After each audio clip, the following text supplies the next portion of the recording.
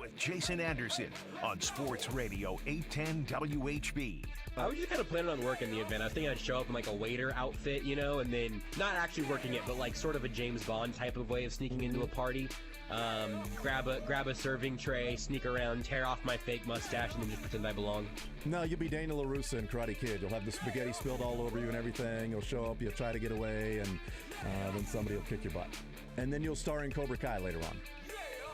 Maybe this is the time to sort of float out the idea of me needing to just keep a running list of all of the movies that you referenced that I haven't seen, and then I need to watch them and then report back on them on the show at some point. Really? Do you want me to write down Karate Kid? I've seen the Jaden Smith one. You mean the Jaden Smith one? You're in the zone on Sports Radio 810 WHB.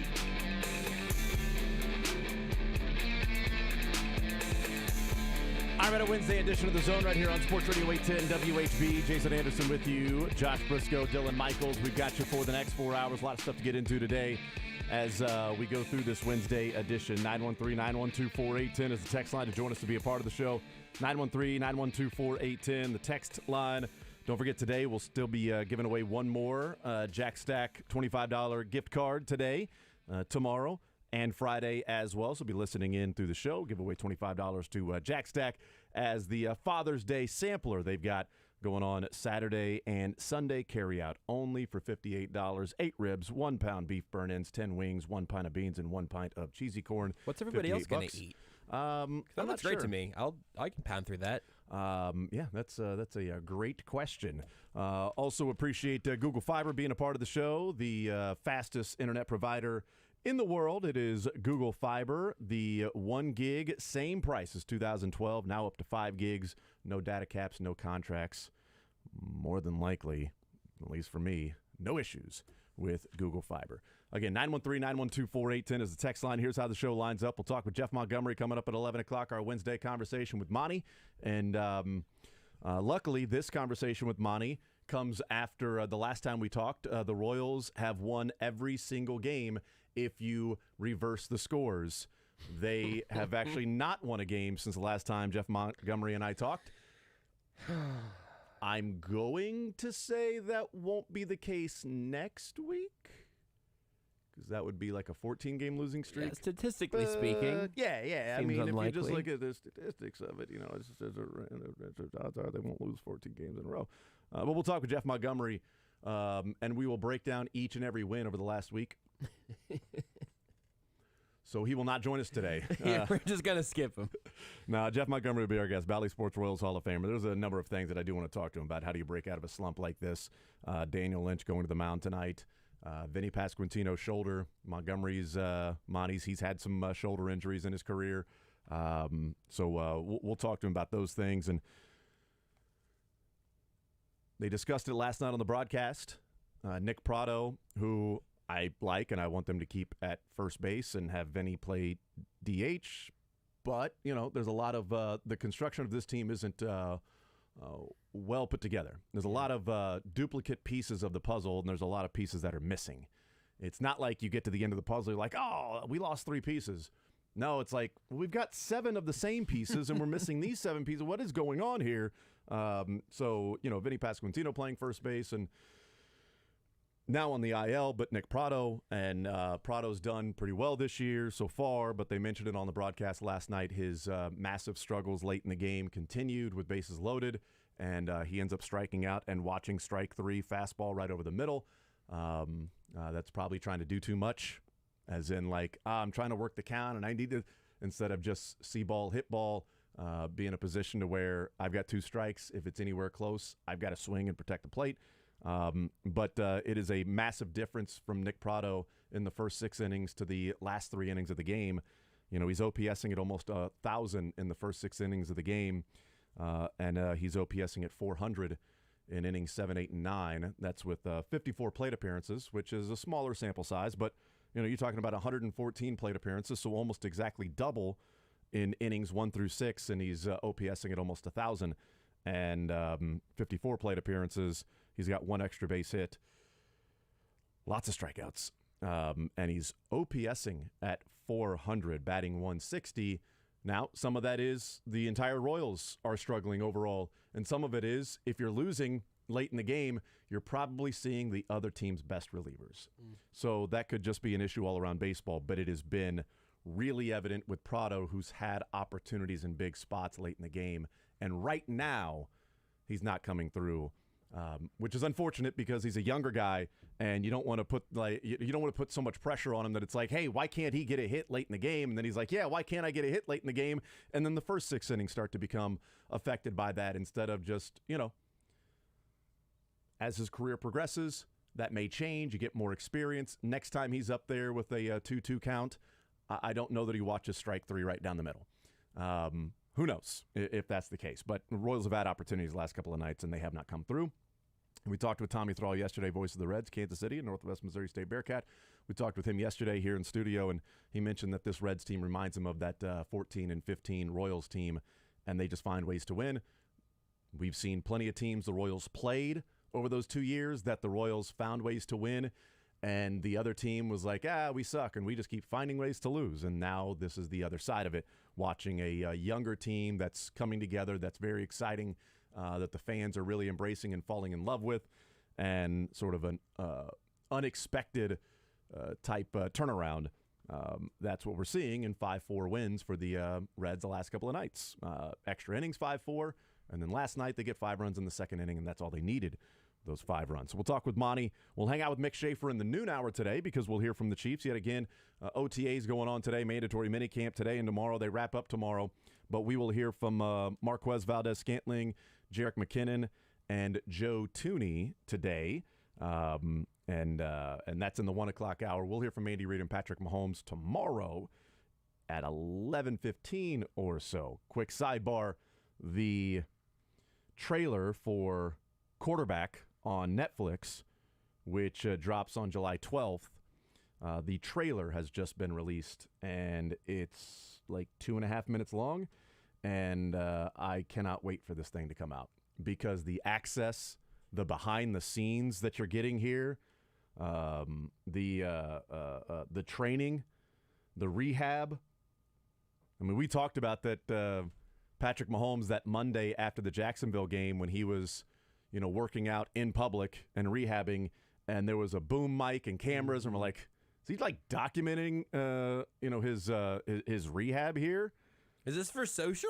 What's going on? Well, it was before this series had been announced. It's for Netflix. Yes, it's for Netflix. So all of that stuff, you see him at home, you see him on private planes. They're out on like a farm, like a Deanna Rose type place, and with the kids, and there's nobody else around them. So I wonder, do they rent the whole place out? It's like, because I don't know, like they can't go to Deanna Rose. You know what I mean? Like just on a random right. Saturday. Like right. The Mahomes family, Patrick and Brittany and Sterling and Bronze, like they're not just going to like, you know what? Let's go to Deanna Rose today. Let's go to the zoo. Let's just go to the zoo today. This will be fun. Like you can't do that unless he wears like full on. Even he, because she would have to wear full on prosthetics, not Yes. even just a disguise. You've got to fully change your identity. Is it Ronaldo that used to go out with like full on disguise if he would like want to go to the grocery store? He'd like change his face totally. This is like something Intern Reed would know. Intern Reed, do you know about this? Yeah, I he mean, has no recollection. Yeah, Okay, I I'm gonna thought it Google was that. like Ronaldo would be like if he just wants to go out because that guy's famous across the world. I mean, Yeah. Patrick Mahomes is too, but he's so much more famous here. Ronaldo's worldwide, Yeah. like superstar famous. But if he wants to just like, hey, I need to run at the grocery store, which I don't know if he does that, probably has somebody to do that. But just random stuff, puts on like a full, disguise and everything to go out, which would be crazy if like Patrick Mahomes has ever done that. And you're just like standing in line at like the Home Depot or something. And right behind you is Patrick Mahomes, buying some, some nails or something. Like, I got to hang up some pictures in the house, and you have no idea until it's like, yeah, I just pay with credit. No, I don't need cash back. Holy hell. Man, you sound Who is really that? familiar. That's so weird. Weird that you look like Did you see that wasp? Hank from Breaking Bad, but This is weird. There is something there's a inside the studio right now. a huge moth There's or something a moth in the studio. inside the studio right now. I'll take care of it during the break. Don't worry about it, Thank Jason. you. I appreciate that. So the trailer to Quarterback on Netflix has just dropped, and that looks pretty awesome. It looks really good. I'm The always a little trailer's bit great. skeptical of things that offer you free access, especially in Yeah. the NFL. But Netflix has more incentive even than like Mm-hmm. Hard Knocks and all these places where certainly the ones the team produces, which are still pretty interesting. Yeah. But you got to get that real inside access, and it looks like Netflix might have gotten some of it. And I know people joked about Mahomes, Kirk Cousins, and Marcus Mariota being the three quarterbacks, and it's like, how do you choose those? I think it's perfect. You choose a superstar. Yep. You choose a middle-of-the-road sort of guy that is just a guy that can get you to the playoffs and get you beat. And then you choose a former high draft pick that's bounced around to different teams and is trying to get his career on track and hasn't really been able to do that. So the three players they chose, I think, are pretty interesting for this. Did you see what Cam Jordan said at the pass rush camp? I think it's Von Miller's pass rush camp. No. He was talking to a bunch of younger pass rushers. He said, you got to make fast decisions. Like, we know at this point that a fast wrong decision is probably better than the slow right decision. And then he said, I think I'm exactly quoting here, slow right decisions, we call that Kirk Cousins. We love that, he said. Love a slow right decision. Wow. Just like, he can't even live just his normal life. Yeah. He's not playing football right now. Slow right decisions, we love him. Call him Kirk Cousins. There's your exact quote. That sounds like a rap lyric. It's a bar. Slow right decisions, we call him Kirk Cousins. Yeah, I think that's gonna make it into Slow hopefully right a- decisions, they come by the dozens. We always call them Kirk Cousins. Patrick Mahomes' quote on this is, I'm excited for fans to get an exclusive behind-the-scenes look at an unforgettable season for the entire Chiefs organization and for my family. From welcoming home a new baby in the middle of the season to welcoming the Lombardi Trophy back to Kansas City, which was better for him? Do you think it was his second Lombardi and his second child? I'm not sure. Yeah, it was 1-1. You know, it's like, is the second one as good as the first one? Is it more special because you sort of validated that you can have kids? I mean, win a Super Bowl, like, which one's is it, the girl versus the girl dad, and now you got a boy? Like, what do you name the trophies? What one's actually like silver, not bronze or I guess sterling? But it says the new Netflix series will show the time, preparation, and balance that it takes to be an NFL quarterback and perform on the biggest stage. The crew was there for it all. So, yeah, should be a lot of fun when that drops a little less than a month from now. So we'll hear from the Chief, Marquez Valdez-Scantling, Jerick McKinnon, and Joe Thuney. Tomorrow, Andy Reid and Patrick Mahomes in the 11 o'clock hour. Tomorrow, someone needs to say, Patrick, I need you to rank your kids and Super Bowls all together. I need a top 4 of Super Bowl 1, Super Bowl 2, Kid 1, Kid 2. Because, I'm sorry, Bronze, but is that going to be better than the first Super Bowl? That seems, well, I don't know. 1 and 1 and 2 and 2. How long has he been dreaming about winning a Super Bowl? How long has he been dreaming about being a dad? Great question. I mean, I guess I would say the Super Bowl's probably a little bit longer in his life that he's wanted to win. That or a World Series, because growing up in a baseball family, I don't know, or an NBA championship because he was a pretty good NBA player, or a pretty good basketball player too. Probably, he might have been a pretty good NBA player too. Who knows? But thank God he chose football. How long in his life has he been dreaming about specifically beating Jalen Hurts in a Super Bowl? It was crazy. He was 4 years old. A long time. I'm not sure Jalen Hurts would have been born at that point. How long has he been pissed about them calling it Burrowhead? the day he was born. Like 2002. He's like, bleep that, Burrowhead my ass. And then at that point, his mom was like, "This is a really strange set of first words, but I guess it's time for a diaper change." Honey, I'm working this out on the fly here. What did I tell you about saying Burrowhead my ass? Oh my gosh, is what you say. All right. I think Baby Kermit is actually a Muppet Babies character. So there's actually precedent here for this joke. Kermit the Frog here. Burrowhead my ass. Burrowhead my Baby ass. Kermit. Burrowhead my ass. Gotta write these down so remember to cut that. That'll be for Friday. Check that out about 1:45 on Friday. Again, the text line 913-912-4810. I do want to hear from JJ Piccolo. He was on with Soren yesterday. Really interesting interview. If you haven't heard it, go check out the podcast after the show is over of Soren Petro and JJ Piccolo. It was good stuff. It was almost 40 minutes of covering a lot of ground with the Royals general manager, and there's a lot of things I want to play from that. But I was thinking, last night after the loss and really this morning and, the clips from the A's game, and I get it. The A's are there because it's the reverse boycott. So everybody showed up. They had like 30,000 fans, and it kind of felt like a playoff atmosphere from the first pitch to the first out and the cheering, and it was kind of cool. there in Oakland. So it's not like, oh, look, the A's won, and look all the fans that are showing up to Oakland. Yeah, I mean, I think the last month they've combined for as many fans as they had last night. So this has been planned for a few months now. So I don't really present the fan attendance as one way or another. But the fact that the Royals now have the worst winning percentage, and the A's, in which Buster Olney called one of the worst teams of all time that's put together, that has won 7 in a row, and the Royals have lost 8 in a row, and they now have a worse winning percentage. The Royals are number one at being worst. So they've accomplished that. People have talked about, well, the Royals keep finding ways to dig lower and lower. You get to the rock bottom, and they keep moving those rocks out of the way and digging further. No, this is rock bottom. And I know it's like, well, don't ever say that. Here's why. It ain't going to be worse than being worse than the A's. Because if injuries happen, who gives a bleep? It ain't worse than being worse than the A's. This is rock bottom. And it's like, well, they can always go lower. How? How can they get worse than the A's? They're already there. They can't be worse than themselves. They are the worst team in baseball. Because Bill Parcells will tell you, at some point you are what your record says you are.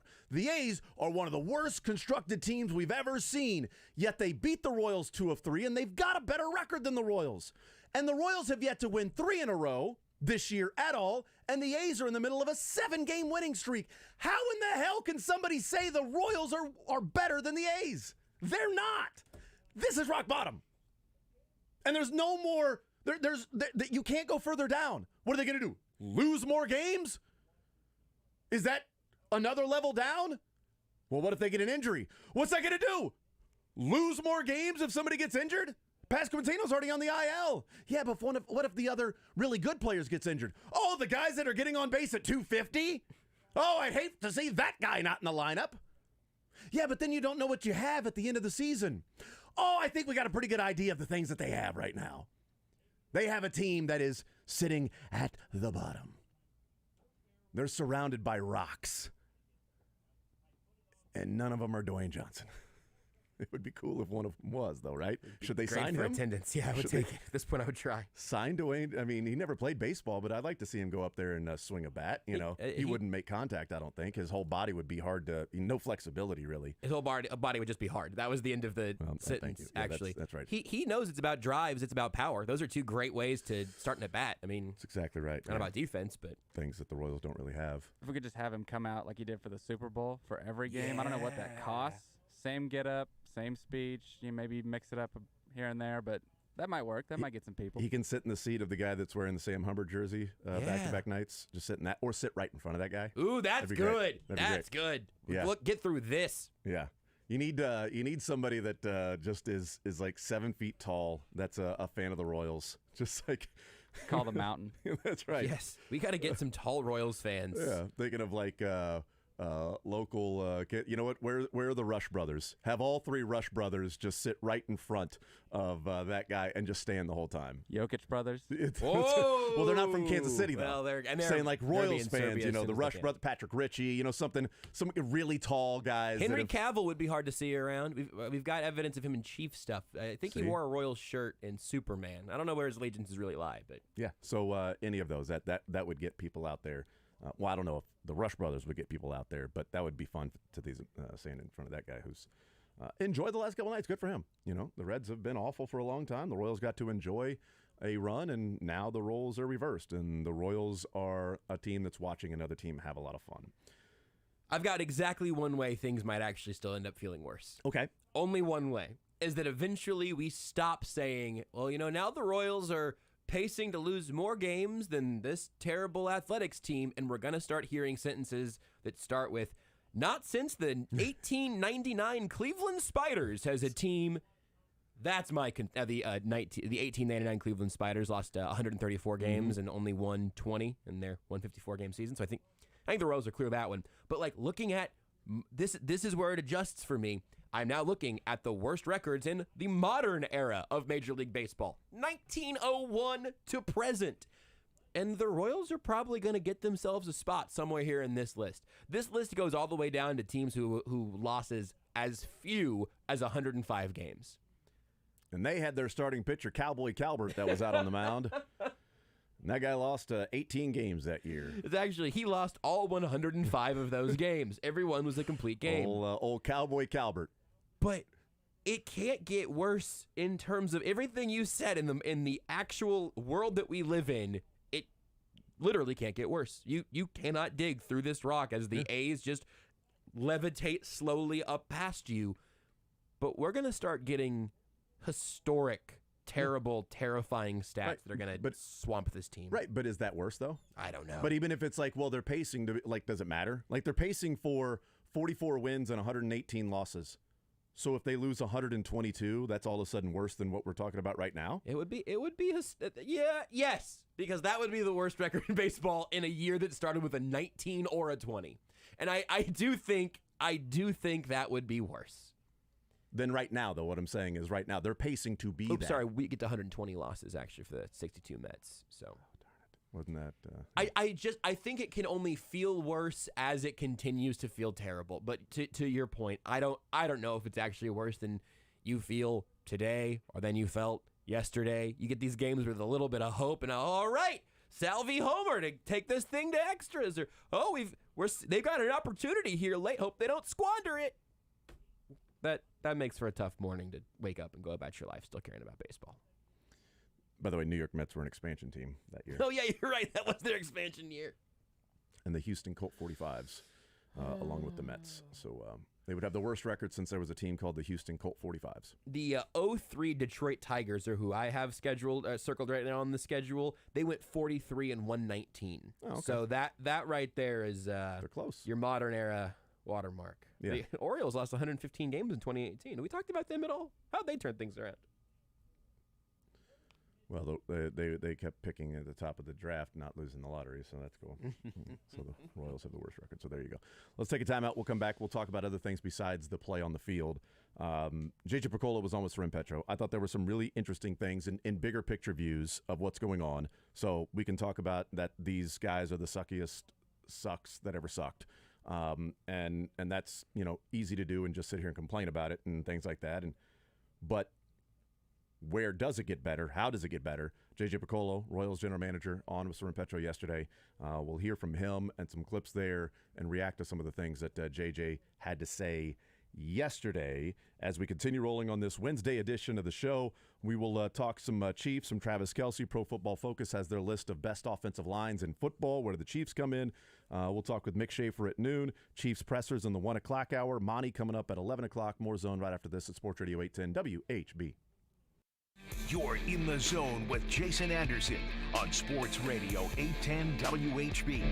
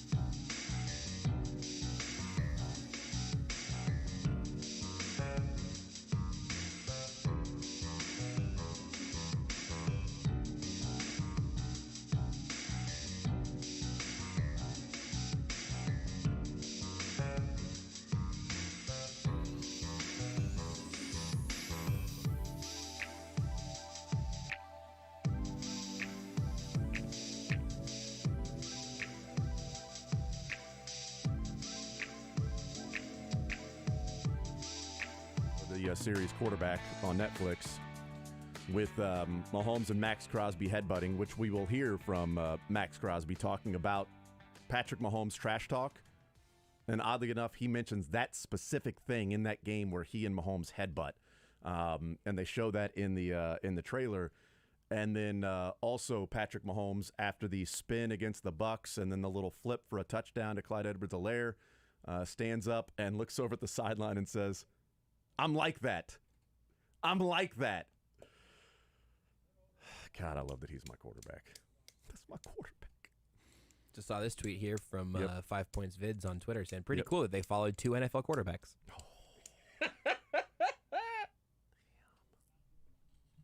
I'm not even sure who he's leaving out. Probably Marcus Why Mariota. didn't they follow the MVP, Joe Burrow, Yeah, great question. according to Jamar Chase? Joe Burrow, he's the best. He's the MVP of the Bengals team? Because neither here nor there. That's besides the point. JJ Picola was on with the Srim Pet Show yesterday, and some really interesting stuff that came from that. It's about 36, 40 minutes long or whatever. Here is JJ Picola weighing in on the report about Salvador Perez and teams inquiring about Salvador Perez. Here he is weighing in on the Salvi trade inquiry report. Salvi's been outstanding. I mean, it's been wide open discussions about this just because teams are going to ask. And it's just by nature, I want to be open with our players. And, in this case, I confirmed yesterday that a team called and asked about him. And I talked to Salvi about it, so he's aware of it. Salvi knows that it's a business. But we also know that, it's a business, but, Salvi has the right to accept or decline any type of trade that may be on the table. The one thing that Salvi's been very, very clear about is he wants to be a Royal. He said that for the last several years. He wants to be a Royal his entire career. So I know, at least when I go into those discussions with Salvi, where he stands. But, at the same time, I have to do what's right for the organization, or at least have the discussions with him if a trade comes about that we think is worthwhile and it pays dividends for us down the road. This particular case was not that situation, but because it was reported on, I needed to have the conversation with Salvi because we want Salvi concentrating on games every night and not being distracted. But once it became public, I needed to discuss it with him. So it sounds like from JJ Piccolo, our team inquired, and then our team was then off the record commenting about trade inquiries with the Royals, and Salvi was at least discussed in an inquiry, not that Salvi was being shopped to other teams, or when teams called about Aroldis Chapman or Scott Barlow, they, what about Salvi? What do you think about Salvi? And I don't think it's, we talked about Ken Rosenthal saying salary dump. Like, again, as I said there, if there was any indication that the Royals would be trading Salvi for a salary dump, then you're not going to get a stadium. But there's also no way that the leader in home runs in the American League by 5 and being Salvador Perez, that the only way you trade him is to dump salary. You will get something good from Salvador Perez if you were to trade him. That's kind of the point of this conversation even happening, is because it's like, well, you can't trade Salvi. He's your best. Well, when you're the worst in baseball, your best is probably who you need to trade. If you're really talking about improving. You can't trade Tyreek Hill. What would the offense do? Yeah, but you got to get better and younger and deeper at all these different positions. Well, guess what? They traded Tyreek Hill. They got better. Now, they didn't trade Patrick Mahomes. So, I get it. It wasn't the best, but it was one of the top 3 on the team. And people were like, or top 4 at minimum. Mahomes, Kelsey, Tyreek, Chris Jones. So Mahomes, and then somebody might, of the other 3, come up with somebody different. The Royals don't currently have a Patrick Mahomes, and they're not winning. So, yeah, I think that's fair. So then, who would be a candidate to trade? But as he said, that, Salvi, it's not something that they were looking at doing. And because it became public, he then talked to Salvi and said, look, somebody asked about you.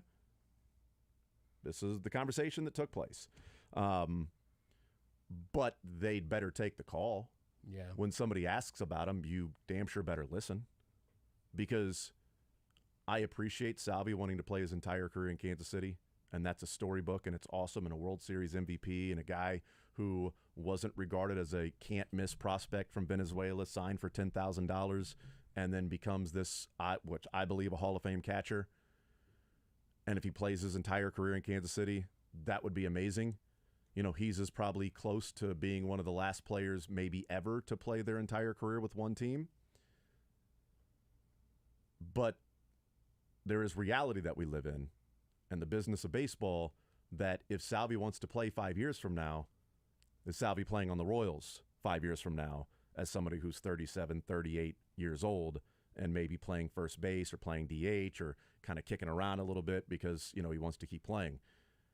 If Alex Gordon wanted to keep playing after 2020 and still wanted to keep playing, I don't think he'd be a Royal right now. Yeah. He'd be somewhere else. So it's one thing to say you want to play your entire career. It's also a matter of when do you decide it's time to hang it up and be done. Kelsey's going to play his entire career with the Chiefs. Yep. Mahomes is going to play his entire career with the Chiefs. Well, I guess Brady didn't, but you get it. But Kelsey is quarterbacks play for a long, long time. But if Kelsey wants to keep playing football, the Chiefs will have a role for him. Yes, absolutely. If it's a backup tight end, if it's a third tight end, if he wants to play, the Chiefs will have a spot for him. Yep. So he's going to retire and play his entire career with the Chiefs. That's awesome. Baseball, that's becoming more and more difficult. Salvi should be somebody that the Royals are thinking about moving. I know you can't, the catcher, and it's difficult in the middle of the season to. Okay, yeah, a team couldn't use Salvador Perez and wouldn't give up something nice for Salvi if you've got a crappy catcher. If your catcher just sucks and that's an issue you have. Like JT Real Muto ain't, on 28 teams and Salvi's on another. Catchers don't typically hit for the cycle. So, those things, that there are those guys that exist. Here's J.J. Piccolo talking about the trade deadline, the players, the strategy. Aroldis Chapman, Scott Barlow, obviously Salvi was at least inquired about. This is a longer clip. It's about 2 minutes, but he gets into a lot of different stuff about strategy and players as we get closer to the trade deadline next month. I think we clearly have some guys that teams are going to be interested in. And, so from that perspective, yes. There's some, in particular, with Aroldis, everybody in the industry is, interested in Aroldis. He's having a tremendous year. He looks like he did 2 years ago. Everybody knows his contract situation. So, we just need to play that one right. Aroldis understands where it's at. So that's something that we're clearly interested in. There's others that potentially could help us down the road. But with where we are as a club, when you talk about our position players and our core, as we've said over and over again, this is a year that we're trying to figure out what direction are we going, not only as a team, but with individuals. So how do we project our roster going into 2024? So if anything was going to ever happen with a position player, it might be in the off season. But we have to, burn the candle at both ends. We need to be concerned with what helps us, at this deadline, and then also try to project what might help us going into 24 via trade. So we're open to any ideas. I love it when our scouts call with different ideas, when people are recommending things, because it keeps me on my toes. I'm able to think through things, consider different things. But ultimately, whatever deal we make, I was asked yesterday, you're trying to get immediate return or long term. The answer is both. I mean, I want to get the best return we can. Ideally, it's somebody that's ready to step into the major leagues in the next year or two, or is already in the major league. That would be ideal. But at the same time, we have to, again, going back to building the farm system. If we can acquire something or pieces that will help build our farm system and help secure long-term success, we have to consider that too. And that really is independent of each club, because clubs have different strengths. Some, it's at the top of their system. Some, it's at the bottom of their system. So, with every team, the discussion has a different tone based on what they have in their farm system. A lot of stuff he discussed there in the trades, the players, the evaluation, what happens at the trade deadline. Do you want somebody that's going to be deeper into the system or ready to play, in the next year, or maybe major league ready right now? And the point about, well, every team is different. So if we're trading Aroldis Chapman to Team A, the strength of their minor leagues is at AAA. So we'd probably be looking at a AAA player. We trade Aroldis Chapman to Team B, the strength of their minor league is at A ball or high A. So we'll probably get a high A player, an A ball player. I mean, it just sort of depends on where you're trading them.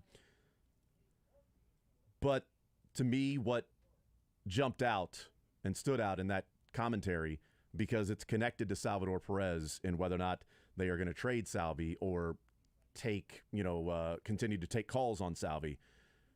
He said that this year is still that year to figure out, what do we have?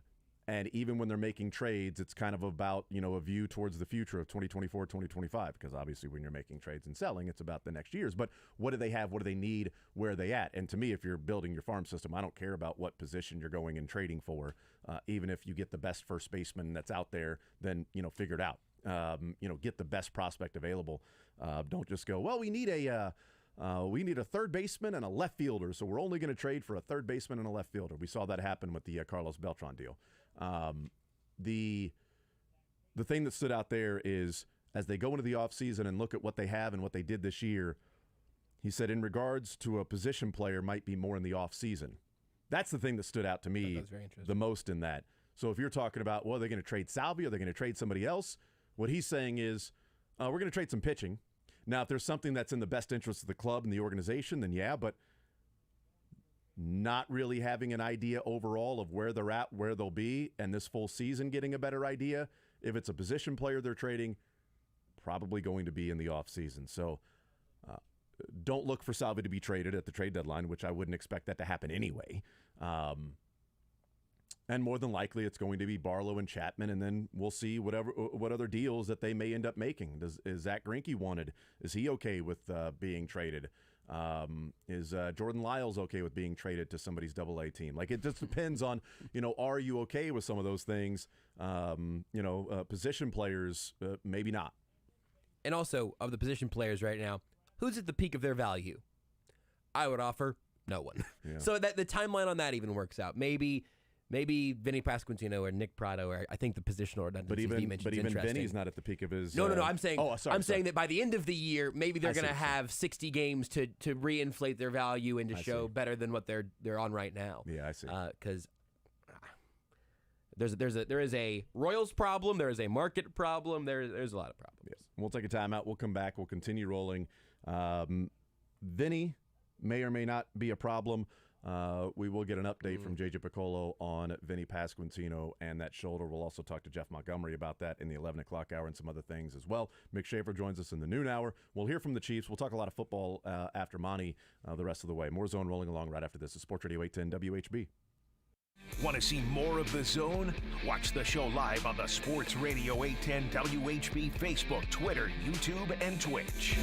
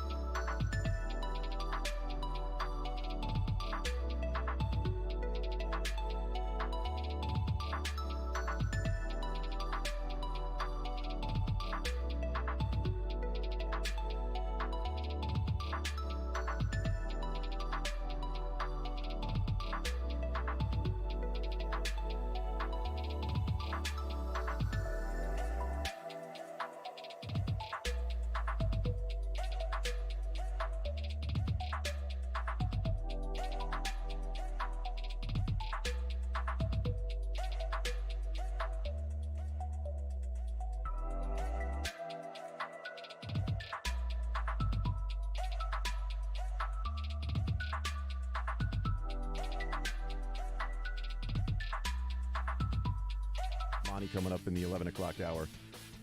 Vinny Pasquantino's last 23 games before going on the IL, he batted 167, OPS'd at 500 with 6 extra base hits total in those 23 games and almost 100 plate appearances. Far cry from what he was doing in the first part of the season. Here is JJ Piccolo weighing in on Vinny Pasquantino's injury update and the worry, if there's any there from the organization. It's concerning. We'll have a better idea in the next day or two, where that's going. But because it's the same injuries last year, there's concern. It's his non-throwing shoulder, which is a positive, but the negative is that that's his lead arm when he hits. And, all good hitters have, that bottom hand is important. And, your extension is important. So we'll have a better idea in probably the next 48 hours, where that's heading. But it's concerning. Good news.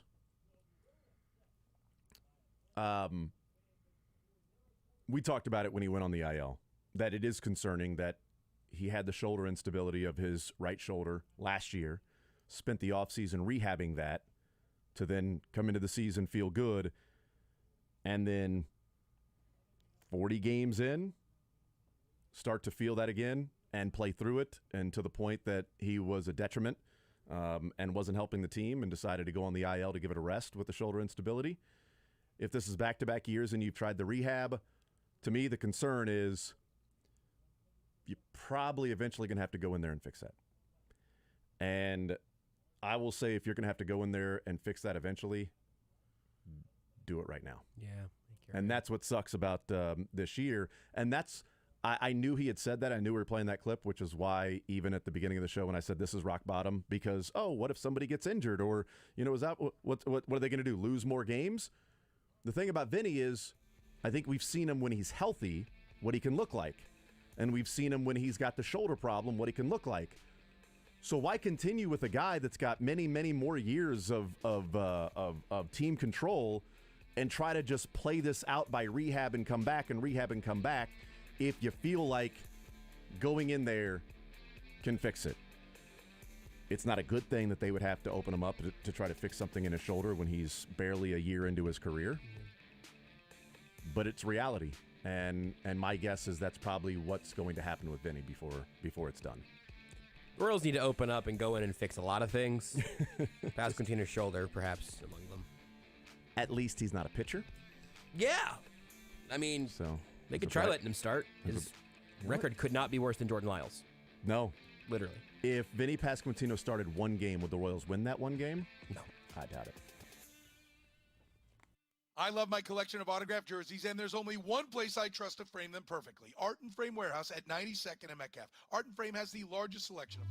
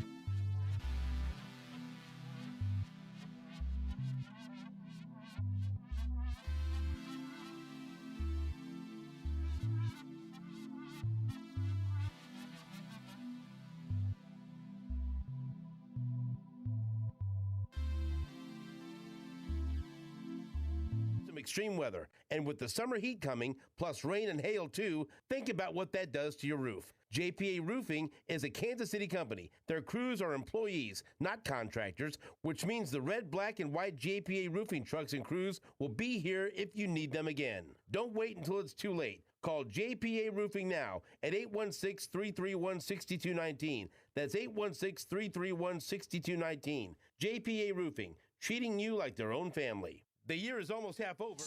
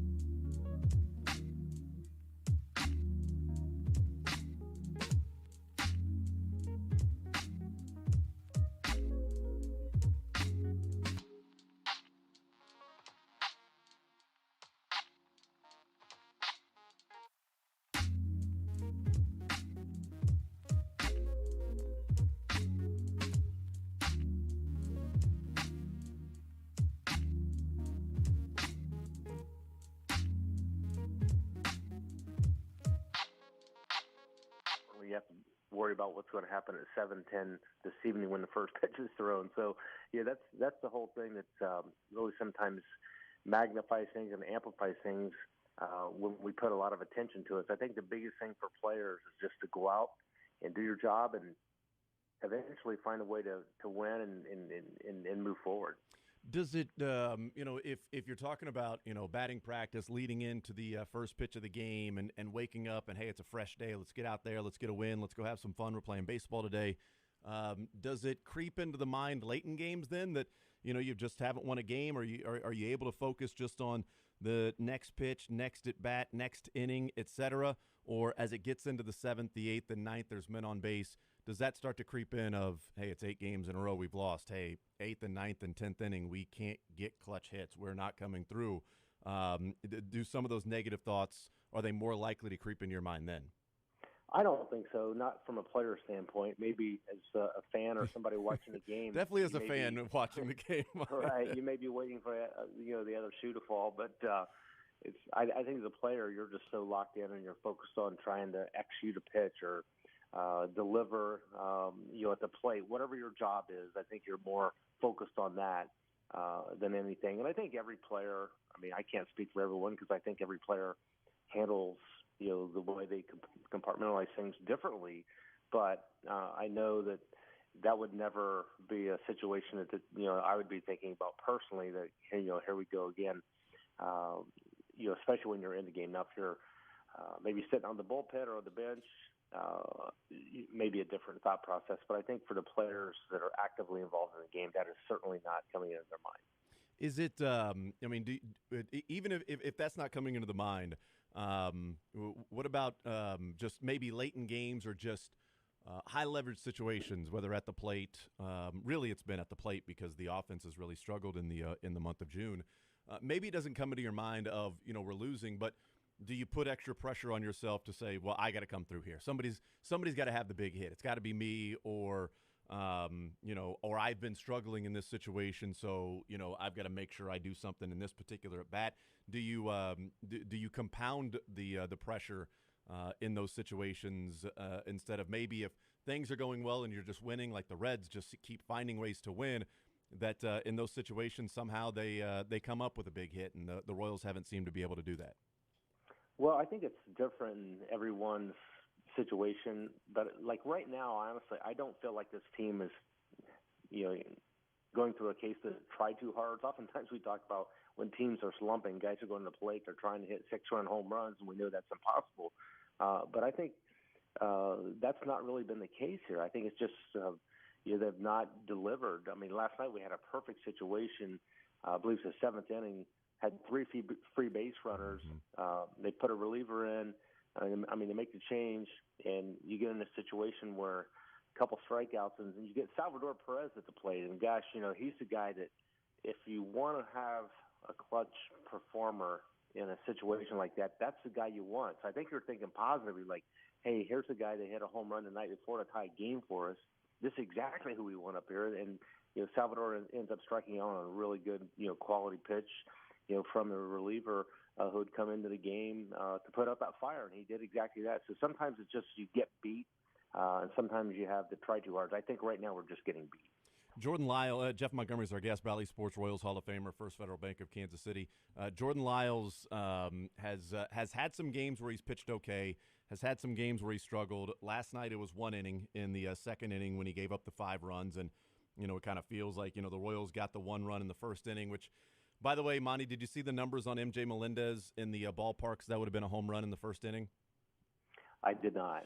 29 of 30 ballparks, that's a home run. Oh, no. 1 ballpark, that's an out, and it was Kauffman Stadium. So that particular part, he hit it 398 feet to the wall. That is a home run in every other ballpark except the one he hit it in, and that's 3-0. I mean, that's a huge difference, right? I mean, it seems pretty obvious, but when you'd lost 7 in a row, the ball that if you're playing anywhere else except Kauffman and Yellowstone, that's a home run, and you're up 3-0. Instead, it's just a really, really far sacrifice fly. I do wonder an extra couple of feet if Melendez puts that out of the park and it's 3-0. What last night could have been. Yeah, and that's the whole thing about when you're struggling to win games. It just seems like everything that can go the other team's way seems to happen. You just can't seemingly get a break, but you have to create your breaks too. And I think when you're searching for clues and answers, it's so hard. It just seems like almost impossible to get out of that rut you're in. But then once you do, you put it in the rearview mirror, and then suddenly you get on a little streak where you start playing better. You may not win 8 or 10 games in a row, but you sure don't feel like you're going to lose 8 or 10 games in a row. Visiting with Jeff Montgomery, I had mentioned Jordan Lyles right before I got into the little sidebar about MJ Melendez. 14 starts this year. The Royals have lost all 14 games. He's gone to the mound for. He's 0-11 on the season. It is obviously a disastrous start for him in terms of those particular numbers. He hasn't pitched well this year. He's got a 7 ERA. but there have been starts when he's pitched well enough, not necessarily to get a win, Monty, but for the team to get a win. I mean, he's pitched into the 6th inning, giving up only 1 earned run. He's pitched 5 innings with 1 earned run. He's, had another, 8-inning outing in which he, gave up only 3 earned runs. Unfortunately, the Royals scored 0 runs in 2 of those 3 games, and they scored 2 runs total in the entire game in those 3 games. What could possibly be going through Jordan Lyles' mind right now when he's out there, he's a free agent, signed the contract, probably feels like he wants to live up to that particular deal with the Royals, and yet this team is 0-14 when he's on the mound.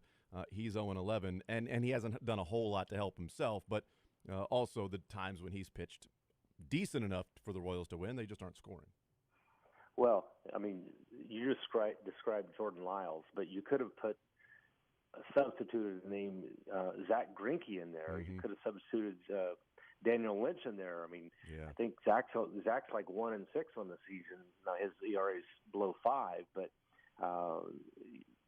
Jordan Lyles is the one who, he still doesn't have us win. The team hasn't won when he's pitched. He's had some games where he's given the team a chance to win ball games. He's gone and eaten some innings up, and here's a guy that was signed, and I guess the term that a lot of people use is he's an innings eater, and he's done that for the most part. He's thrown a couple games in the 7th and 8th inning, and but he's just not had any run support, and then he's had those innings that's just been disastrous, like last night's 2nd inning, where whether it be in the early in the game or mid game or in his last inning that he's out there, sometimes he'll pitch 5 or 6 innings. They set him up for the 7th, and things seem to collapse in him on the 7th inning. But you've really described what's happened to a lot of pitchers on the Royal staff this year, where they've pitched well enough to win, but they've gotten no run support as a result. Their record, like I mentioned, Zach Greinke is 1-6. So it's frustrating when a pitcher goes out and does his job. And I think a starting pitcher's job is to give his team a chance to win a game, keep his team in a ball game, through that 5th or 6th inning. And the way the game's evolved with relievers, turn it over to the bullpen and hope they're able to hold the fort for his last, 2-3 innings, whatever it might be, and give your team a chance to win a ball game. And it seems like on the games where either Lyles or Greinke have pitched well, then no run support and or the bullpen has, one of those collapses where those leads seem to go away.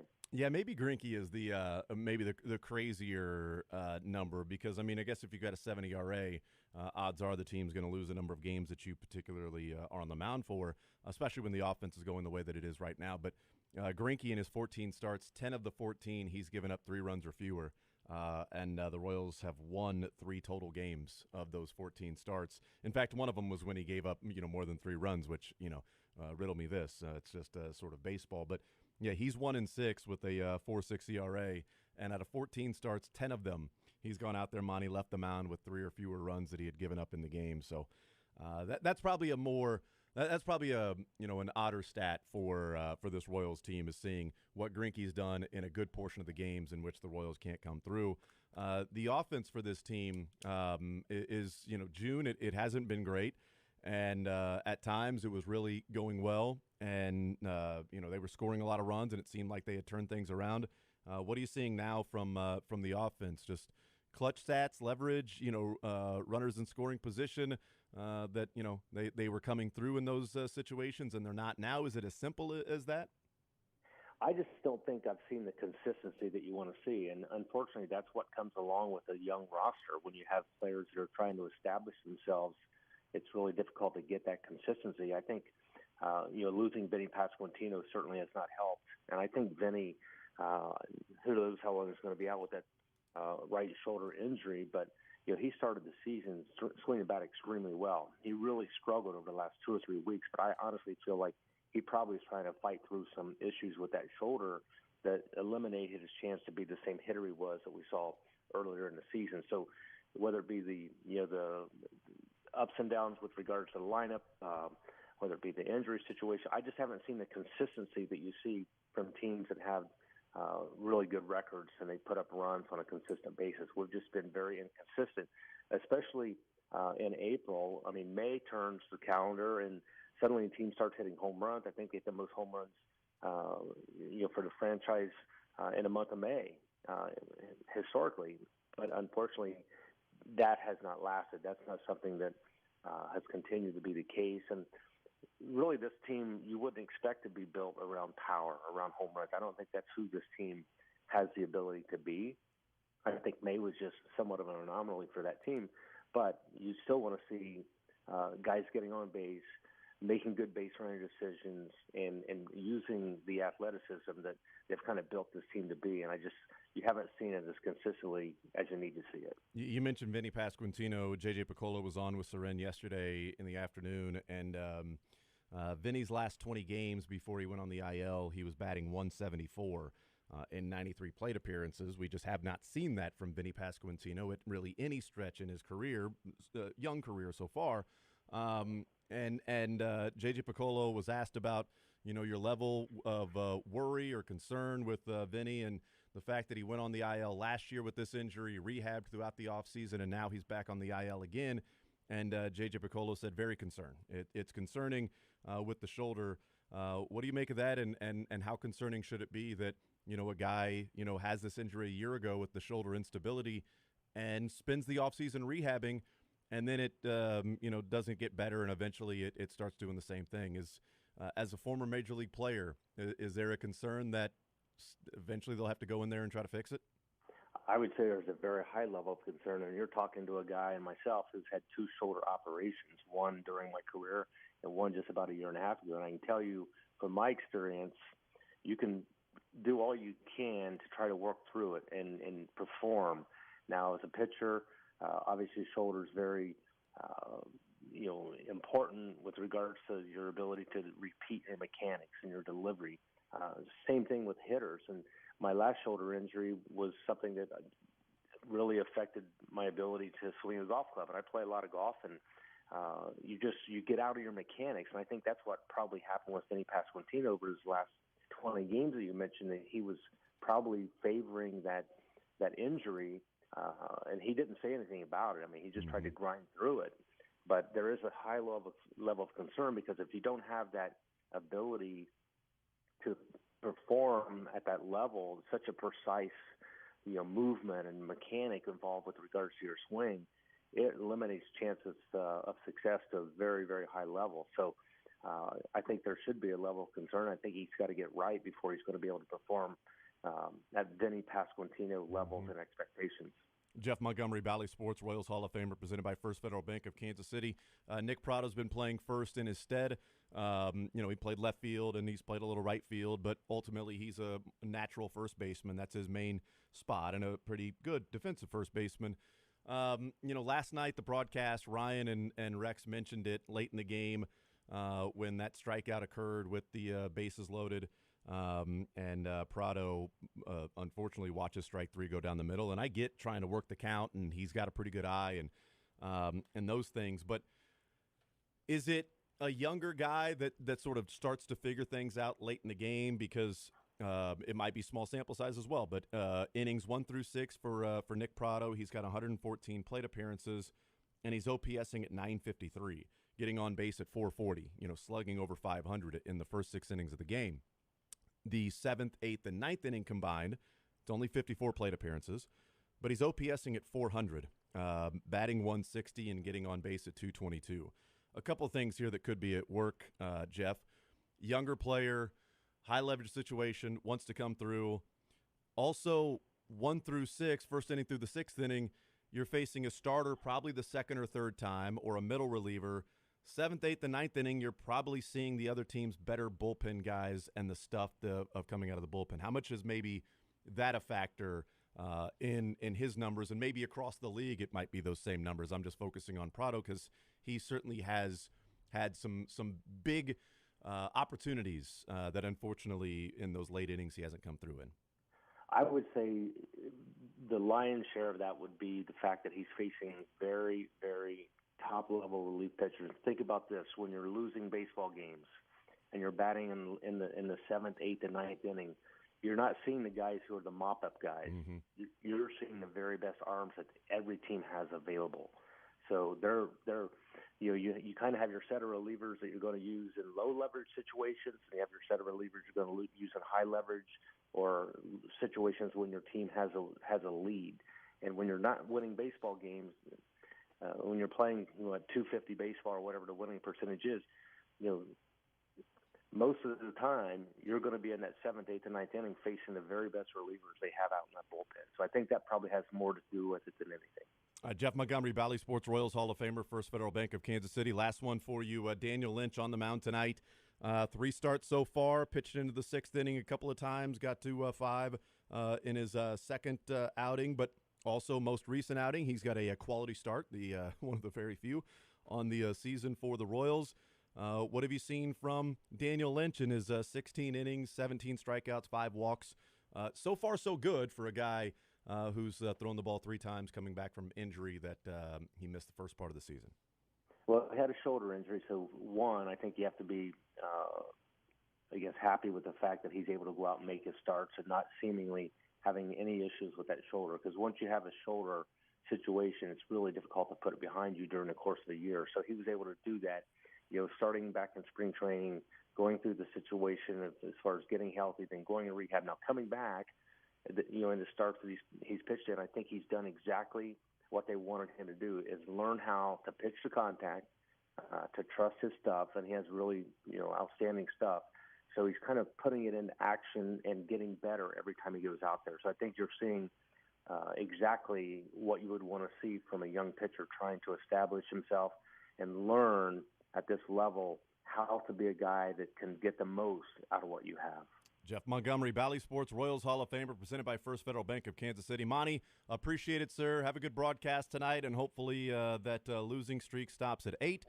And the next time we talk, we're talking about a much more positive, week of baseball. Thank you, sir. Appreciate it. You bet. And I don't like to make guarantees, but I'm going to almost guarantee you that we're going to be talking about at least one win next week when we talk. I'm going to double down on that. I will also guarantee that there will be at least one win the next time we talk. Monty, you're the man. Appreciate it, sir. Okay, thanks, Jason. You got it. There's Jeff Montgomery, Bally Sports Royals Hall of Famer, again presented by First Federal Bank of Kansas City. I feel confident that when we next time Monty and I talk, that there will be a win on the record for the Royals. Let's see. They play 1, 2, 3, 4, 5, 6 more games before Monty and I talk next. I hope it's not a 14-game losing streak we're talking about. So we will we'll find out if that's what happens with this team. But I mean, look, they had opportunities last night. They've had opportunities plenty of times. They had opportunities the night before. They lose back-to-back games to the Reds 5-4. And talked with Tommy Thrall yesterday. He hung out in studio with us. Now voice of the Reds, Kansas City and Northwest Missouri State Bearcat. And he said, this Reds team, reminds him of that 2013 to 16 Royals team. That is just the fun that they're having, the wins that are coming, the ways they're finding ways to win, how they're finding ways to win. And this Royals team is on the losing end of watching a team do that. Couple of nights, you lose 5-4. Lose 5-4 in extra innings. You lose 5-4 in a game in which you gave up 5 runs in the second inning. They didn't score again. You kind of clawed your way back. Opportunities were not taken advantage of, and you lose the game 5-4. And that team over there is celebrating, and you are losing your 7th and 8th game in a row. We enjoyed it when it was happening, and now we're watching the flip side of that. But, yeah, there's some concern with Vinny Pasquantino, J.J. Piccolo, hearing that, answer about, they're very concerned because this thing could be chronic. And as Jeff Montgomery said, look, pitchers, hitters, different when you're talking about a shoulder, but he's had some shoulder injuries, and he's had to have surgeries before. And I think the concern would be that you just have to go in there and fix it. And, you gave the rehab, attempt, the rehab try over the offseason. Didn't work because as he gets into the season, I don't know when it started to bark at him, but as we mentioned with Monty there, I mean, Vinny was batting almost 300, and in the last 20 games or so, his batting average has dropped down to 247. I mean, he's batting 150 in the last 20 games, and the power hasn't really been there either. So, I mean, in those games, he's got 2 home runs and 4 doubles. So he's got 6 extra base hits in his last, what would be, let me look it up real quick, last 97 plate appearances. 6 extra base hits. Yeah, that's sapping your power. It's just gone. And, you know, probably a lot of that is from the shoulder. His previous 160 plate appearances, previous 38 games, he had 20 extra base hits and was batting .300, OPSing at .900. So it might be just the season where it's an evaluation season. You feel good about a healthy Vinny, what you can get. So are you evaluating what Vinny Pasquantino is going to be at the plate? Maybe the evaluation is this year of get it done and go fix it and move forward with Vinny Pasquantino and not having the shoulder instability and trying to rehab in the offseason and then going through this next year and eventually getting into a time where you're like, all right, we just have to do it. Yeah, that might be the case right now. And hopefully Nick Pratto can break the slump he's having late in the game. And it's a great point by Monty. And I brought up, you know, the bullpen guys, and he's right. When you're losing late in the game, you're seeing some of the best bullpen guys from the other team. And his numbers are just a night and day in the first 6 innings versus the final 3 innings, and high leverage situations versus low leverage and medium leverage. And a lot of that might be the case for a lot of different players, but it is a 550-point difference of OPS in the first 6 innings to the last 3. 550 difference in OPS, first 6 innings to the last 3. All right, we'll take a timeout. We'll come back. Mick Schaefer will join us at noon. We'll hear from the Chiefs coming up in the 1 o'clock hour, 913-912-4810. More Zone rolling along right after this is Sports Radio 810 WHB. Take the show with you by listening live on 810WHB.com, in the 810 mobile app, or by subscribing to The Zone wherever you get your podcasts. Men, summer is here. It's a time to vacation, get outside, and enjoy life with the one you love. But if you have erectile dysfunction, you know how it makes you feel. Embarrassed, frustrated, even angry. And that can make summertime a lot less fun. This is Jeff for Heartland Men's Health. And if you have ED, I want to encourage you today to get treated. Stop dealing with the lack of confidence and low self-esteem that ED brings and start being intimate again without the fear you can't perform. At Heartland Men's Health, we're experts in treating ED. Prometic Partner Practices have treated tens of thousands of men, and our protocols have success rates with well over 90%. And we have many treatment options and treatment combinations for greater efficacy. You could even last up to an hour or more and make sex great again, both for you and your partner. So call us first. Your initial appointment is only $99 and includes blood work, a medical consult, and if medically advised, a test dose. And if that test dose doesn't work in the office, your visit is free. Call 844-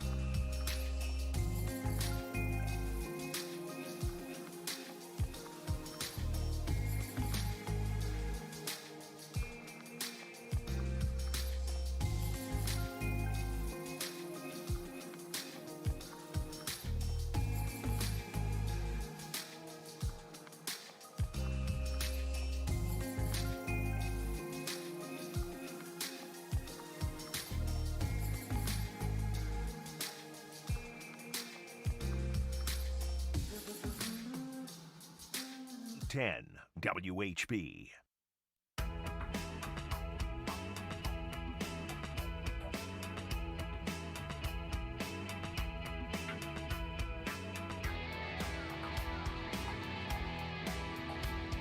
All right, thank you to Jeff Montgomery, First Federal Bank of Kansas City. We continue right here on Sports Radio 810 WHB. Jason Anderson with you, Josh Briscoe, and Dylan Michaels heading up until 2 o'clock.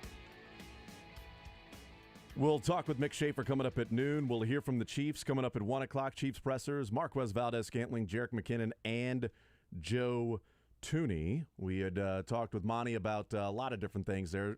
Daniel Lynch going to the mound tonight. And start number 4 since returning from his shoulder injury, and he's been pretty good the first 3 starts. So hopefully that continues, that trend continues for Daniel Lynch, and they can break the losing streak. But also talking about Vinny Pasquantino and the concern there, and he went on the IL on June 10th. It's 4 days ago, and had an MRI. Still don't have the public results of that. J.J. Picollo yesterday, we played the clip in the first hour. J.J. Picollo on with Soren Petro talking about Vinny Pasquantino. He said they're very concerned because it is something that put him on the IL last year, and they'll have an idea over the next 24 to 48 hours. So that would put it at 48 hours from yesterday, would put it at Thursday mid-afternoon. So that would be 5 days after going on the IL. It doesn't typically take 5 days to get the MRI back. That timeline would tell me there are multiple opinions being given with Vinny Pasquantino right now, which I remember a conversation about this with Chris Bubich when he went in for a second opinion on his forearm and elbow, and we said, well, it's no bueno if you need a second. Or typically the first opinion you're good with. If it's a good one. If it's a bad one, you're like, well, let's make sure these other doctors see the same thing. And he had Tommy John surgery. If the MRI is taking 4 to 5 days to get results, that tells me that the results are in, but conversations and opinions are being had, and decisions are being made before it's made public.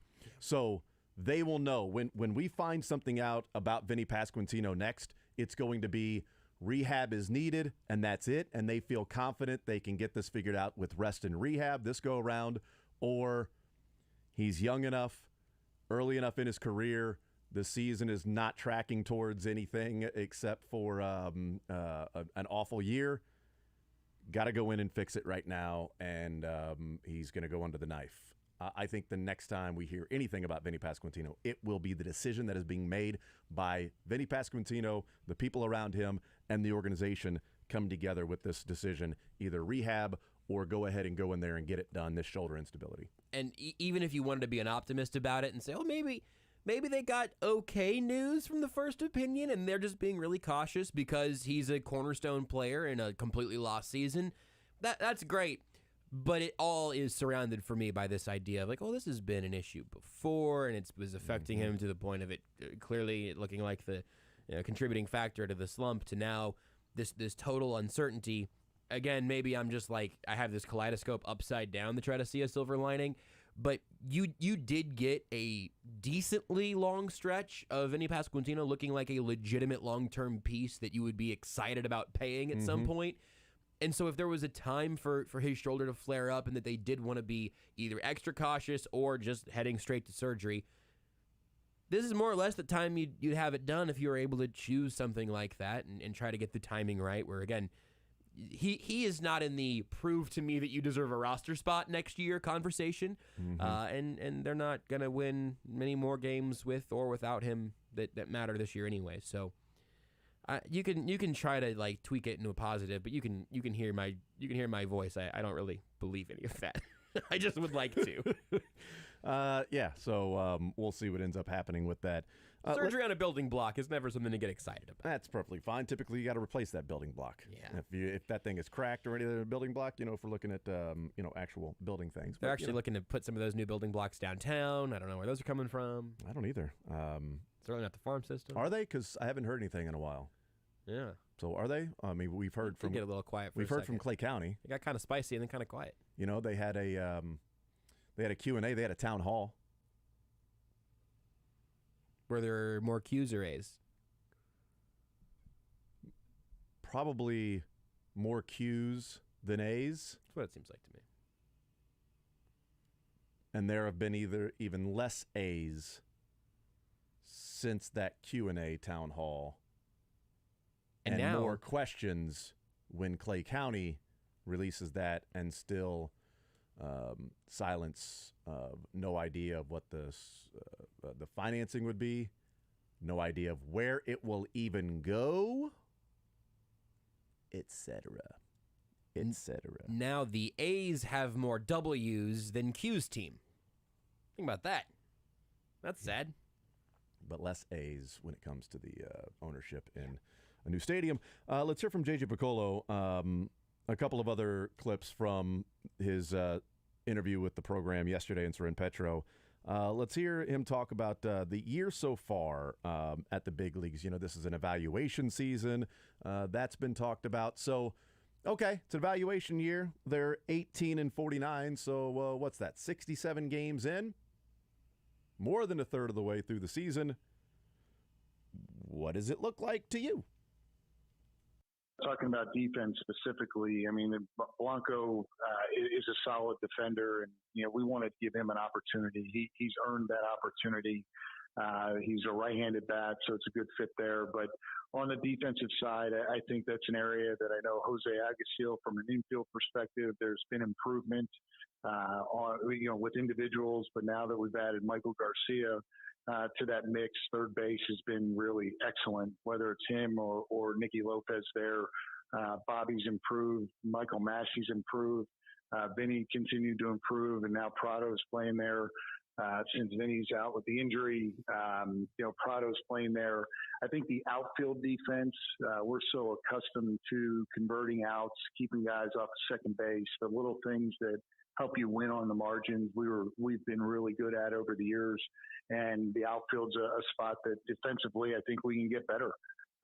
So pitching and playing defense is a model that always works. You got to have some sort of offense, but if you pitch and play defense every night, you got a better chance to win. So I think that's where it's got to start. And part of what we're talking about evaluating this year, going back to things I've repeated, going back to the beginning of the season, is Kyle Isbell, our center fielder, is Drew Waters. Can he play center field? Is Bobby Witt Jr. going to be an elite shortstop? They're all things that, looking at the improvement in the first half, we still got another 90 games to play. We'll have a better idea come the end of September if that's the defensive alignment that we want. So pitching and defense is going to be a premium for us. It always has been. But again, talking about actionable things, we need to see it.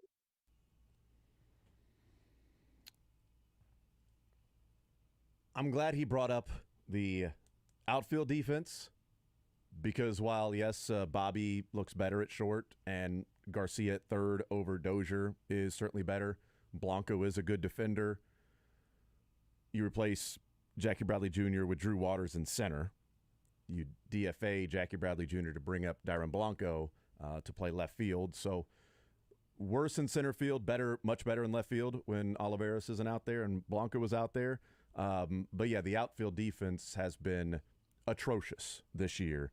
And where does the improvement come from? Because if MJ Melendez continues to be your right fielder, that improvement is not going to happen. We know the improvement will be there when Edward Olivares is not playing left field, which he will not be the left fielder on a team that goes and wins a division. He might be an extra player at the end of the bench on a team. I'm not saying the Royals, but on a team that could win the division. And somebody that can play outfield in a pinch if you need to, but he's not going to be a starting left fielder on a team that's going to be going to the playoffs. I'd be shocked. I'd be floored if that was the case.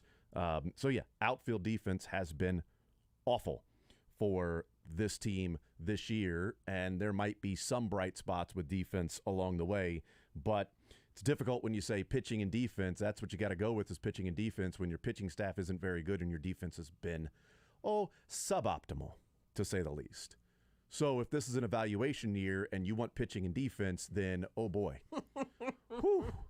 Oh boy. Whew.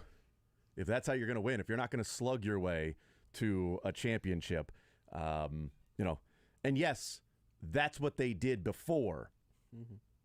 But does it mean that you have to then go the same exact recipe to win?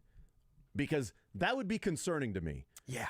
Is if you looked at 13 through 16 or 17, because they, they were buyers at the trade deadline of 17, and they were, again, only 2 games back at the trade deadline in 2017. So 13 to 17, when they played above, at, or just below 500. If that stretch of baseball is what you are then trying to recreate now, and just say that's the template, we have to then mold what we have to fit that template instead of changing the template to fit around what we have now, well, good luck with that. That's, I mean, no chance. No chance if you're trying to recreate where's Kane, where's Gordon, where's Hosmer Moustakas. We know where Salvi is, but where's Herrera and Davis and Holland and Hochevar and Madsen and Giordano and Duffy and Edinson? Where are those guys on this team? They don't exist. It's the Fresh Prince gif, but it's Salvador Perez in an empty house. That's right. It's like, well, I'm still here. What about all these other pieces? Yeah, I'd be concerned if it was, well, this is what we did when we won. We were so good at that, this is what we have to do. Now, maybe he's talking specifically outfield. What we did was play good defense. Look, you're not going to win a division if you are crap playing defense. Yeah, okay? you need adult defense. So yes, you need adults. You don't need kids out on the playground playing kickball. Sure. Okay, you need adult defense. So if that's what he's talking about specifically, guys advancing to second base, Edward Olivares, misjudging balls in the outfield, Melendez Olivares, those simple things that can keep you from giving up an extra base here, an extra base there, an out or a single or a bases clearing double that was the third out of the inning because you took a route like Magellan to get there. Those are issues. If you're talking about just cleaning up that, yeah, okay, this is what we did in 2014 and 15. Our outfield defense was solid. Kane was awesome in center. Gordon was amazing in left. And fill in the gaps in right field, but then you can also bring in Dyson in center, and Kane played right field, and so your defense was, they were covering everything in the outfield. The spacious park that is Kauffman Stadium, they had every blade of grass covered. So spacious that MJ Melendez, did you see the unicorn for MJ Melendez last night? There were 2 unicorn home runs or fly balls last night, in the same night. So a unicorn is if it is a home run, but it's a home run in the only ballpark that it hit. Got it. Yeah. Okay. Or if it's an out and it's an out in the only ballpark that it hit. MJ Melendez was a home run in 29 of 30 ballparks in the first inning. Wow. One ballpark. Which one? Kauffman. What? That's what they were playing. Was the out. Isn't that crazy? That is actually crazy. Yeah. I have seen that term in some of the Twitter accounts that chart all of it, but And then the same night, Unicorn. last night, I don't know who it was, but they had a unicorn where it was a home run in the only ballpark it would have been a home run. They hit it in that spot. So MJ Melendez Amazing. hits that anywhere else, it's 3-0 in the first inning. Instead, it's 1-0. But you know what? That's part of the game. That's part of this team, how it's built. But guess what? The other team plays in the same dimensions. The problem is the Royals' defense is not covering the ground that team did in 14, 15, 13, 16, 17, all of that, when the defense was just so much fun. It's odd when you go to the ballpark saying, I love watching this team play defense. yeah, watching dudes cover that grass in the outfield, it was incredible. Great watching Kane and Gordon. It was a lot of fun just to see the other teams, how annoyed they get at each and every ball that somehow ends up in a glove, whether it's a dive or a slide or a sprint and a run or Gordon slamming against the wall in left field. It's just bleep every one of you there. Now it's, I just put the ball in play. They'll find a way to butcher it. Now it's bleep everyone there.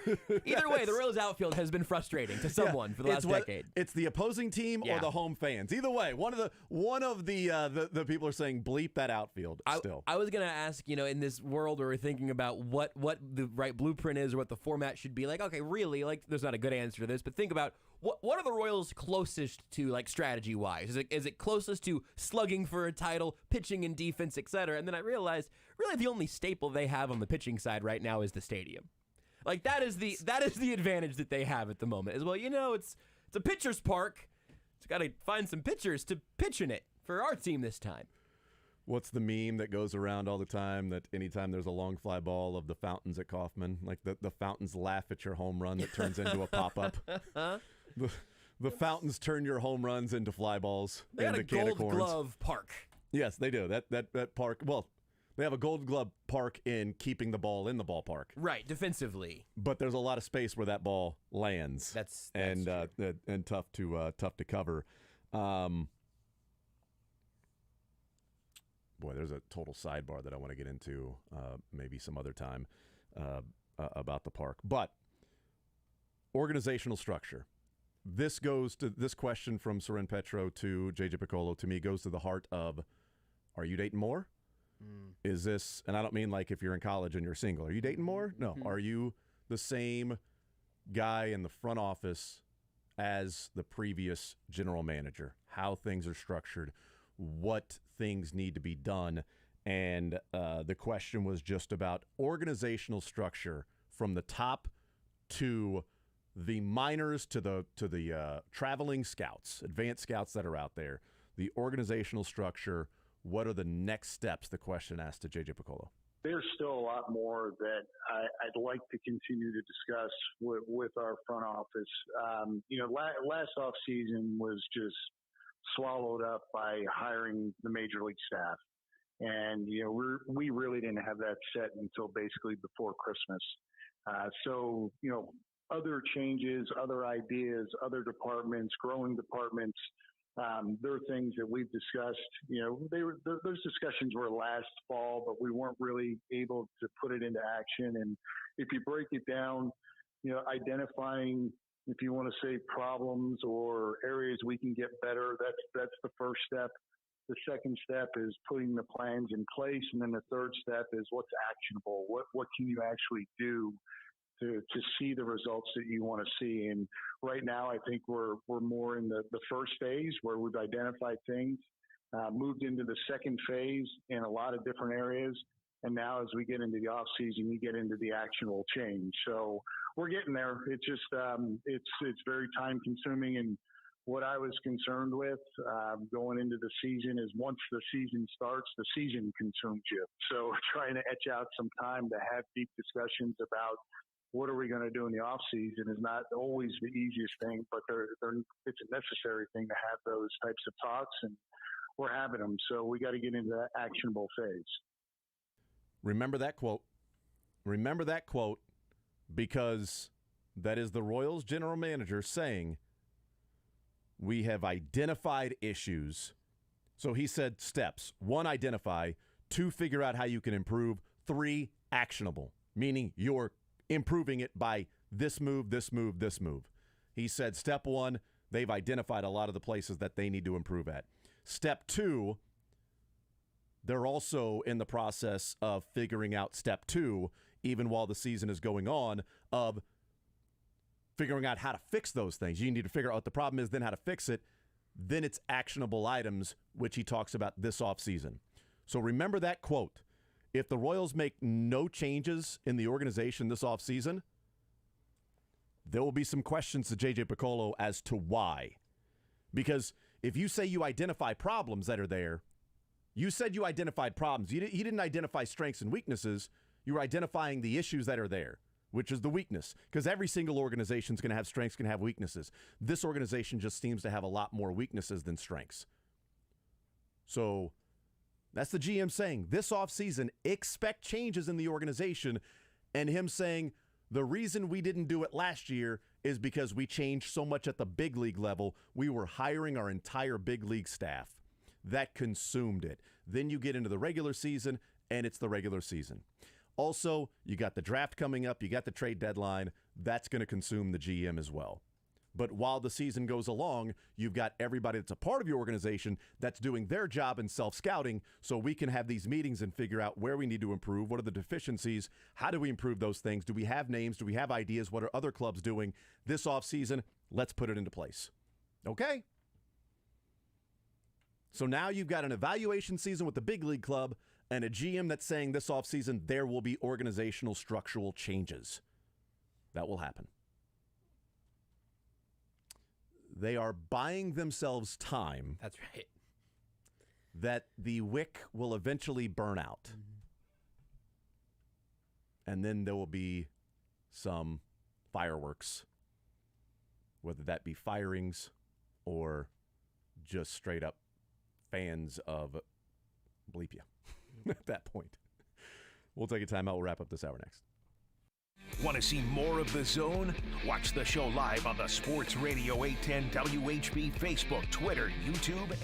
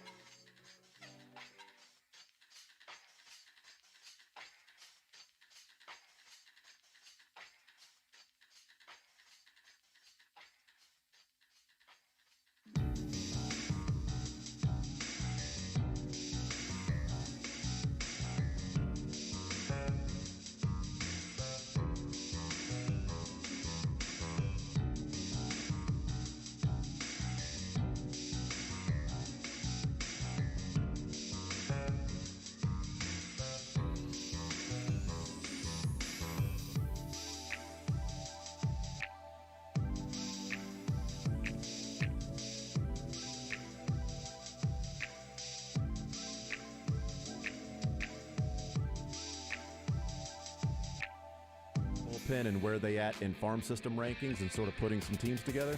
Maybe get into that someday. WHB Kansas City. Gann Asphalt and Concrete proudly serving the greater Kansas City metro area from Blue Springs to Leavenworth, Liberty to Olathe, and much more. Gann Asphalt and Concrete is Kansas.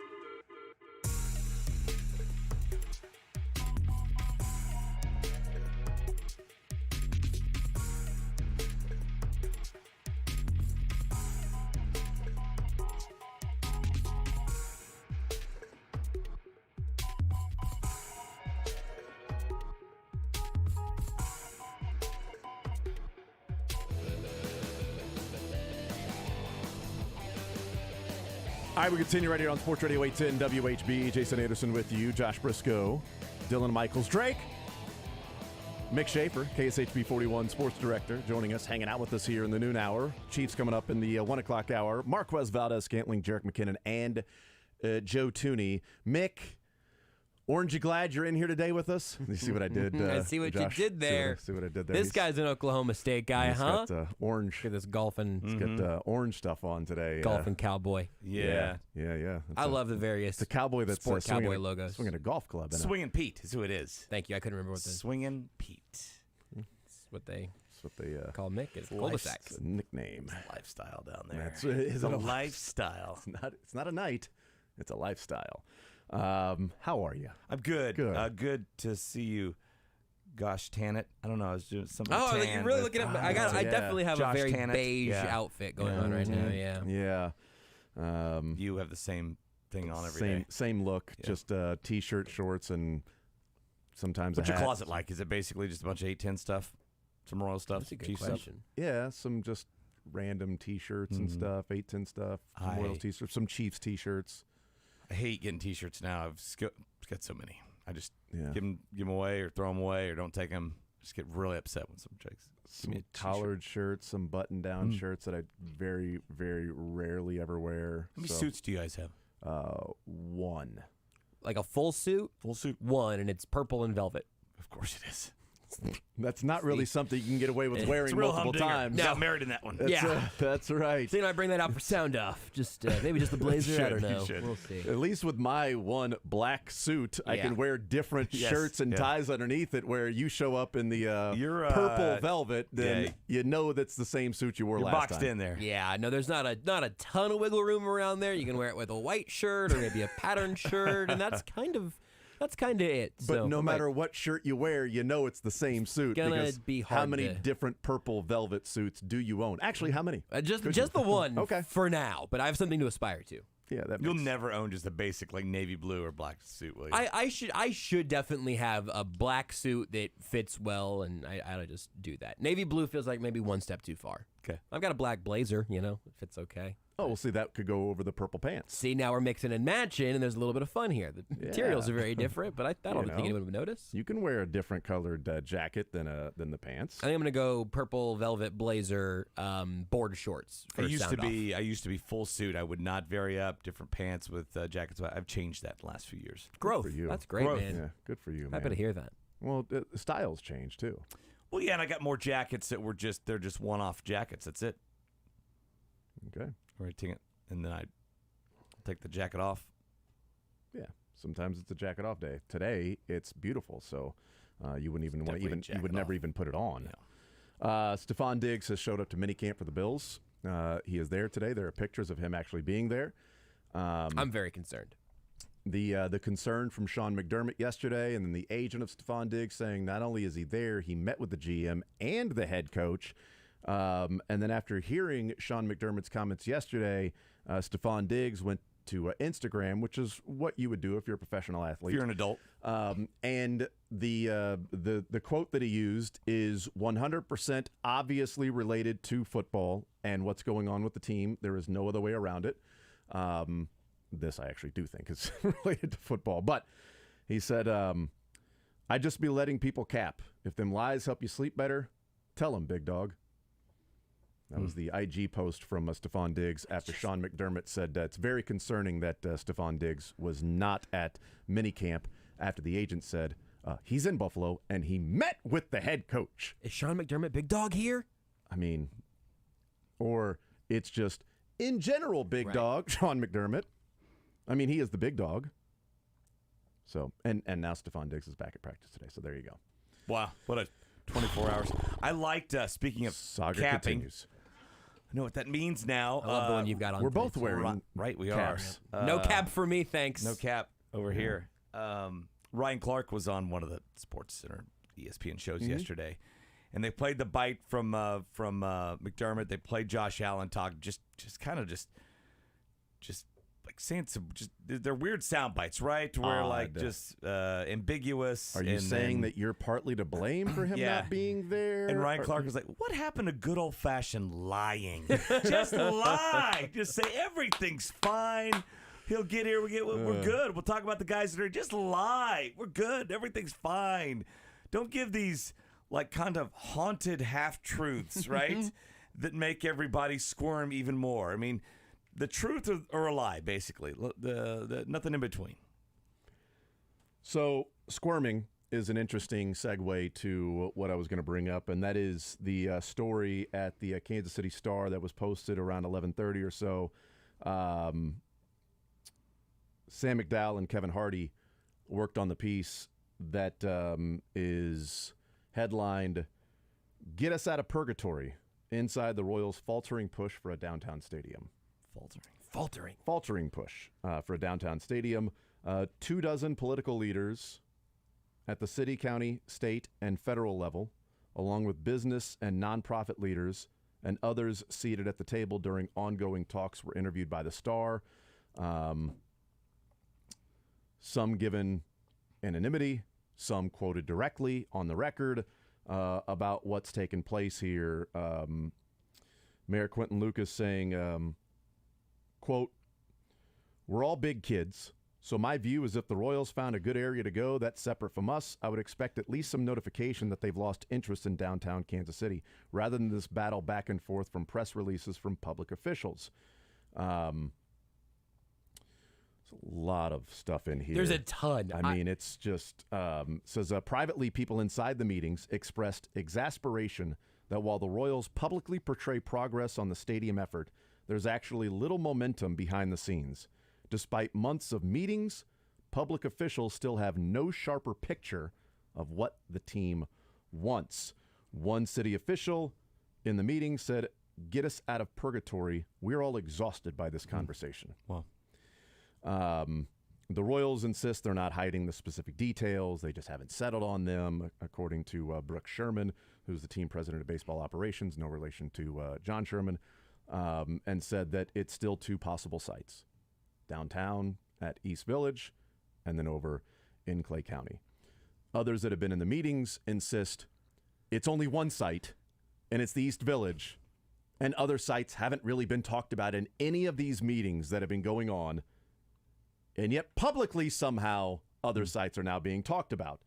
So one little blurb here later Yes, on that I thank think you. is interesting is a quote from the people looking at North Kansas City, and this blurb here from the story. If the Royals had hoped to be wooed, they got it from North Kansas City, but not in their hometown, where City Hall subsequently ignored calls from the team. City officials are adamant that they have no desire to engage in a bidding war for a project they have viewed closer to a luxury than a necessity. They quote Mayor Quentin Lucas as saying, we need a new ballpark like I need a new Maserati. And know that was something he used to say. It was a long time ago. And has not been saying recently right. while they try to figure this out. That was a while ago that he said that. And now maybe he does need a new Maserati. But there's so many things going on with this because, man, whether the Royals feel like, hey, there was nothing different we could have done, this is just simply trying to get the most information. We are not going to come out publicly and then haphazardly have this thing come out and then be like, oh, no, we're going over here, we're going over there. We're going to make all these decisions behind the scenes, and then, boom, publicly, this is what we're going to do. Okay, I understand that. But it really feels like this thing has been fumbled from the beginning, where there was a lot of momentum for a downtown baseball stadium, certainly myself included. But this has not been handled all that well. From immediately eliminating Kansas to then saying, oh, well, it's the East Village that we're going to go to then, oh, well, now actually we may go to another site, to then, hey, we're going to be totally transparent, to, well, we need $2 billion to redo Kauffman Stadium. We're not going to tell you why or where the $2 billion will go to renovate Kauffman, but that's what we will need. To what will the structure be from local to public money or public to private money for the downtown ballpark? How will it be financed? Even though he's talking about, well, the 3/8 cent tax will just continue. Okay, but what are the Chiefs then thinking if, well, yeah, that 3/8 cent tax also goes to Arrowhead. So you don't just get to take away our 3/8 cents tax part of it and use it towards that. Also, when we want to do something when you move, what are we doing then? Are we now going to say, well, we have to raise your taxes because the Royals took the 3/8 cent tax? So all of these things have to be figured out, yet the transparency hasn't really been there because Clay County came out and the Royals haven't said bleep since about, well, multiple sites and whether Kansas is now back on the table and all of that. It hasn't been handled really well, and it hasn't been handled well by the Royals even privately, it seemed. Because it's one thing, I would say, for publicly to go, well, it hasn't been handled well, that the whole Clay County, Jackson County, Kansas, or how transparent you've been. But behind the scenes, local officials are going, well, no, this is all part of the process. We're doing this, we're doing that. Let's be patient. No, behind the scenes, they're going, what the bleep is going on here? Figure something out, Royals, and stop toying around with this thing. You've John Sherman, I'm sorry, I'll let Mick, you'll take it from here. John Sherman has presented the sense of urgency. Boy, can we get it on the ballot in August? Can we do it early next year? Yet behind the scenes, the public officials in the meetings are saying, there is no urgency whatsoever. They are dragging their feet, and we are just sitting here tired and exhausted of this. And the one thing that would make the public just maybe overlook all these fumbles and all the kind of the political infighting and the uncertainty and all that stuff. You okay, Josh? I'm great. Ignore my beeping. Sorry, Mick. I had a 119. Jason finally let you talk, and then I started to interrupt you with my arm. Yeah. No, that was actually going to be my beep to stop. I had until then. I actually saved 7 seconds. I'll use that on the back end. Actually, if we can just go ahead and clip that audio for that Drake. Jason! Beep, beep, beep, beep, beep. Beep, beep, beep, beep. These are my diabetes observations. Back to you, Mick. Diabetes observations. Anyways, go ahead. The one thing that could maybe get Royals fans excited about, maybe a competition of different areas, whether it's Clay County, Jackson County, or Kansas, the winning, right? The product on the field just isn't there. And so that, I think, makes people lose steam more than anything. And it's not only not there, they're the worst team in baseball. And it's getting worse. They're at their lowest point, 8-game losing streak.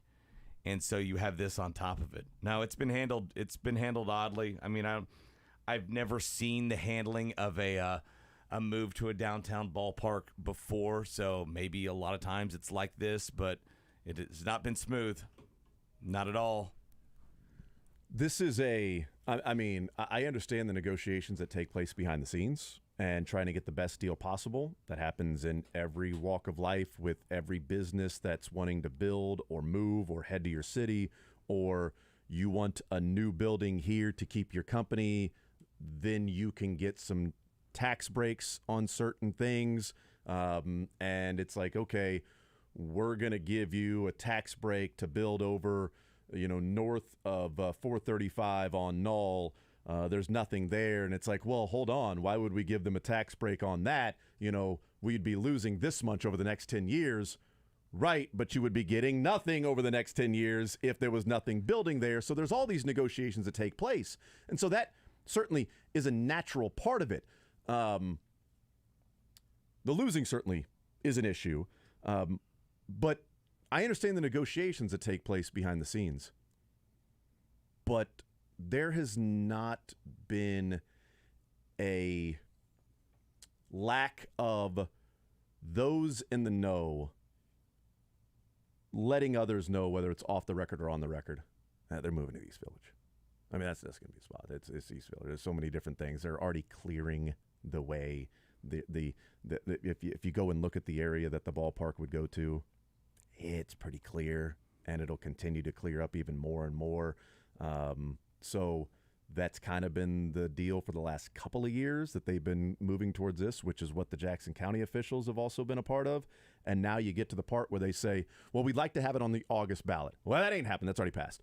What about early 2024? Well, you're toying with that already passing as well. And yet what felt like for a couple of years, this is the site, let's get it on this ballot, has now turned into, well, let's slow this train down a little bit, Jackson County. We're not sure we're going to move here to the East Village. Okay, negotiations, understandable, all of that stuff. But it felt like publicly you were saying, this is where we're moving, and we're not going to try to screw over the city by going there. Kansas is already eliminated. We pretty much know where we're going to go. To now, we're going to dial that back, and we're going to try to get the best possible deal we can, which is understandable, but also flies in the face of publicly what you said, right. And publicly you said you're being transparent. I feel like they regret that decision to take Kansas off the table. They have to. And basically, insinuate that they're staying in Jackson County. Mm-hmm. Not only because that, but I'm they're sure, going to the East Village. They got an overture, obviously, from Clay County, right? And I'm sure they're getting some from other areas from Kansas as well. And so I think that's my guess is that that's what's kind of slowing them down, having them put on the brakes. I'm looking for the part of the Royals. Okay, here it is. The team commissioned multiple polls, which show less than half of potential voters support a move downtown. Multiple sources told the Star. Some political operatives blame that on the team's public messaging.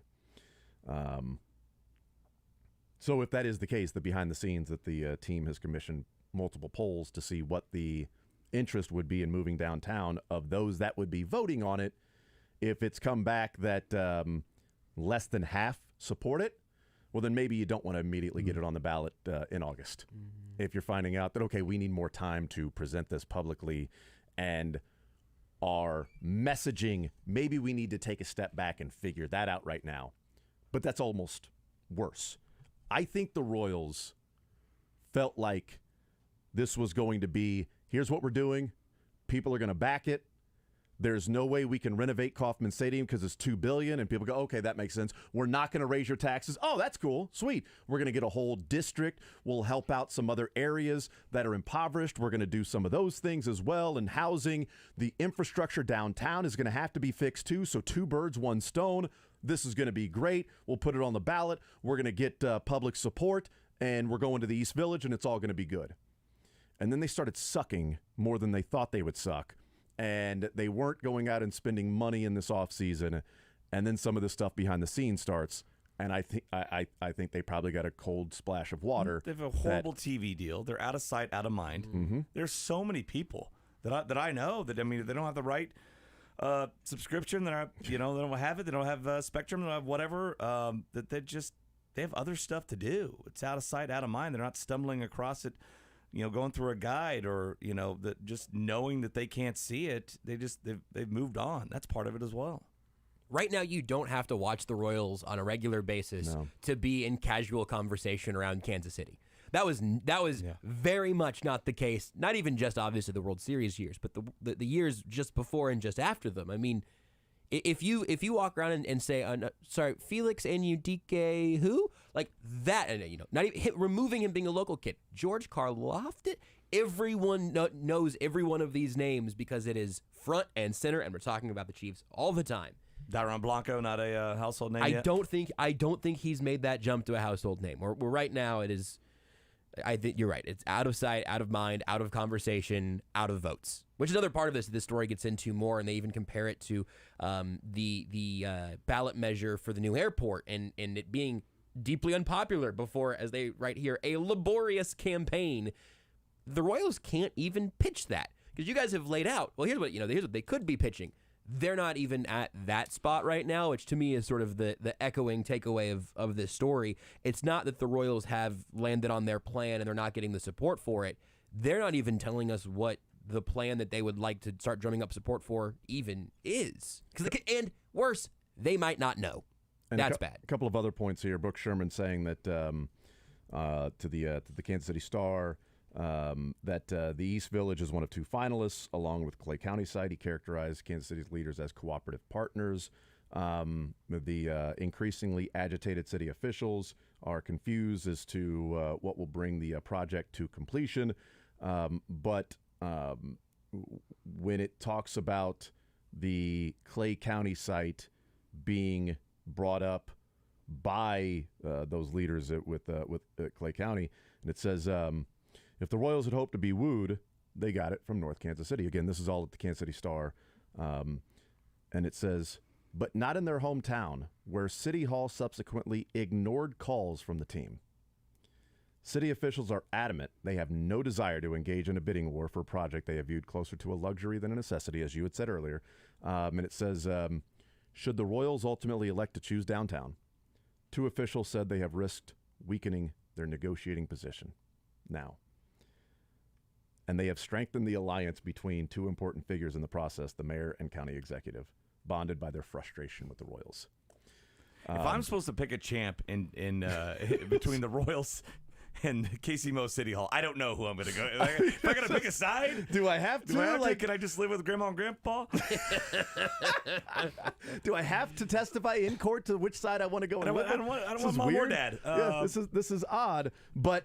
Grandma and Grandpa are just Arrowhead stand there. That's just right there. Arrowhead. It's fascinating if the Jackson County side is, okay, so you're going to try to get this bidding war? Yeah. No, we're not taking phone calls, and in fact, you've risked you're weakening the negotiation position here with us because we're kind of annoyed and pissed, and maybe less likely to give you more. What was the East Village proposed price? Wasn't it $2 billion? It's like well, $2 billion is the number that keeps coming up. Like that's what you can renovate Kaufman's, or $1 billion to renovate Kaufman, but $2 billion. Two feels like a lot to renovate Kaufman. Yeah, maybe that's also in this story. That's a lot. I feel it like is the $2 billion for Kaufman. Well, the part that's in here is in some of the conversations with even just prospective voters. They know, anecdotally, but this idea that they say, well, it costs basically the same to build like a new one as to maybe some renovate. inflated numbers there just to say, hey, we got to move. And when they've talked about it, and again here it's citing repairs needed in the underbelly of the venue, a difficult sell to those who sit in the stands. That was a big. They talked about the concrete cancer or whatever. I saw some pictures, but yeah. What can you get done for let's call it several $100 million feels like a very different conversation. The Royals believe the project could go public as soon as April 2024 in a vote. They believe that the entire development would cost $2 billion. The entire thing. That's the ballpark district. That's the stadium as well. I feel like a new stadium in a ballpark district should cost a lot more than renovating a stadium that was renovated 15 years ago. The ballpark district is supposed to be private money. Supposed to be private money. That's a good point. I hadn't thought about the 3/8 cent tax of if they're just like, we get all of it now. We're going to take the whole thing. The Chiefs weren't planning on anymore, so now that all comes to us. Yeah, but now when the Chiefs say, well, now that the Royals moved, well, we're going to do some things with Arrowhead, and oh, by the way, we're freaking good. Mm-hmm. Yeah. Well, we're going to have to raise your taxes. Well, the Royals didn't. Yeah, but they took the whole damn thing. Like it was, we were all pulling from this bucket, and they just took the bucket. And now we're like, hey, we need more in the bucket. But we're actually providing you with something. They took that bucket. Has there ever been like... I just don't know how that will happen to be able to split that. Has there ever been, not to get on a sidebar, but I know we never get on those. No. Has there ever been a wider gap in like a two-sport town like Kansas City? There's several others out there between one sport being by far the best over a 5-year stretch and the other being by far the worst in their sport. I mean, maybe there has, but it can't get any worse. I mean, the Chiefs are the crown jewel of the NFL. They really have been for the past 10 years. They're the winningest team the past 10 years. Now, the last 5, you got the regular season wins and the Super Bowls. And the Royals are the worst team in baseball right now. Probably, I think even in the last, since the turn of the century, even with the 2 World Series years, they still have the fewest wins of any major league team. Yeah. Anyway, they write here that I can't think of an example. Whatever deal they strike on a new I'm saying lease, stadium, downtown football. That's what I'm saying. Yes, that's what you're saying. It continues here saying whatever deal they strike on a new lease would ostensibly need to be approved by the Chiefs and logically, therefore, benefit the Chiefs, who tout more fans, money, and political heft. 2 teams are tied together through the lease in 2031. The Chiefs are content to wait until 2031. The Royals want to act sooner. And again, as Brooks Sherman said, April of 2024, they'd like to have this on the ballot to vote for the downtown ballpark. So, yeah, it is fascinating, the juxtaposition between the Chiefs and the Royals of the best team in football and the worst team in baseball. I said in the first hour, Mick, that this is rock bottom, and I know people are always like, well, you can't say it's rock bottom because you can dig even further down. The Royals are the worst team in baseball. The A's, according to Buster Olney, is the worst roster that he's maybe ever seen. Yet the Royals have a worse winning percentage and lost 2 of 3 to that roster. The Royals have not won 3 games in a row this year at all. The A's are on a 7-game winning streak. Yeah, the Royals have lost 8 in a row. There is no way you can look at that and say, well, the Royals are better than the A's. Well, run differential, cool. Oh, I guess the Royals have just been unlucky. Yeah, let's find a stat. Let's go with the unlucky. Yeah, the Royals have really been let's go with that. They're unlucky is Jordan what they Lyle's are. Been unlucky. Yes, 14 times. If signing here was unlucky. I mean, if you think about it. See, the problem was Jordan Love actually has to be good enough to be thrown out there every time. There's a window there, right? You can't just be all bad. You have to be good enough to be out there and then lose. For Jordan Lyles, it's actually a losto. It's a what? It's a losto instead of a window. Oh, it's a thinker. Yeah, good. That is boy one heck of a brain buster there. Yeah, That's what he's doing always. That's why he doesn't wear a that's what cap. that No is. cap. Yeah. Exactly. But I had said that this is rock brain's bottom busted. because the Royals are the worst team in baseball right now, and it's like, well, yeah, but what if somebody gets hurt? Well, what, they're going to lose more games? Yeah. Like Pasquantino's on the IL. Yeah, but what if it's like a long-term injury this year? What, are they going to lose more games? Like, they're the worst team in baseball. This is rock bottom, and I don't know that you can go further down. Again, what if they get injured? Are they going to lose more? They're pacing for 118 losses. I mean, So that's clearly it, right? The Royals have polled people, and they realized that, okay, this is a closer vote than we want, right? And the only thing we believe that can get us over the edge on that is wins. And we're nowhere near that now. So are they waiting for a good, 2 ballots a year, basically? I mean, April and, not August this year, April next year. But I mean, are they waiting for a good 6-month stretch, and then bam, they get it on the ballot? I think they would. I think they want to get it on April because you don't want to put it in November of 24. Because I don't think you want everybody that's going to be there anyway voting on the presidential election and then voting for, I'm not voting for this tax or this thing. Do we need a new poll? No, Kaufman's great. You want less voters. You want people that will be more inclined to go to the poll because I want a downtown stadium. So put it on a vote in a ballot that's not going to be widely I could populated. almost see it the other way. To where, Really? I feel like a lot of times people who are negative and against something are more adamant to make sure it doesn't happen than the people who are like, oh yeah, I'll take it. To where I could almost see like a non-general election, something that that doesn't have to do with the presidential election, of getting more negative voters out there, to where it's like everybody pretty much votes on the president. Like, oh yeah, no, I'll take that too. I don't know, I could be wrong, but Because you go to the presidential election, then you're voting on all of the different things that are on there that you have no clue about. No clue about. You go to an April election, you know what you're voting for. Yeah. You're not just, is it election day? I'm gonna go, what do we got here? What are we voting on? 3/8 cent tax? Let's do it. This new buses over there? Nah, let's not do that. Yeah. Oh, no, sure. A, B, abacadabra. What are the judges? Yeah, let's keep them. Keep all the judges. Civic duty. I voted today. That's November election. I was like, I don't know. Yes, no, yes. What do you got over there? What do you? Hey, what do you have for number 3? Article 7. What are you voting on? What's it? Oh, you're voting yes. Well, what were your other votes? Yeah. Hey, so what else? Tell me did about you. Kind of. Am I aligned with you politically? Yes. I don't know. Right, exactly, Should I go the yes. exact opposite of what you're doing? I'm not sure. Please tell me all about yourself. I want all the personal information. Oh, here's my social security number. Here's what we do in the bedroom. Here's my. Yeah, but who'd you vote for? Whoa! Whoa! Let's not get personal here, okay? There are some things that I do not tell you about. So anyway, we invited another couple into our bedroom the other night. Honestly, that's probably an easier conversation. Not that I've had that before. Yes, but who did you vote for? Stay out of my personal lives.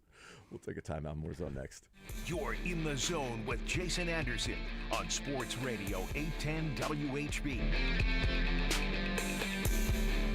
Hey, this is Matt Llewellyn from 23rd Street Brewery in Lawrence. When the games are on, remember 20...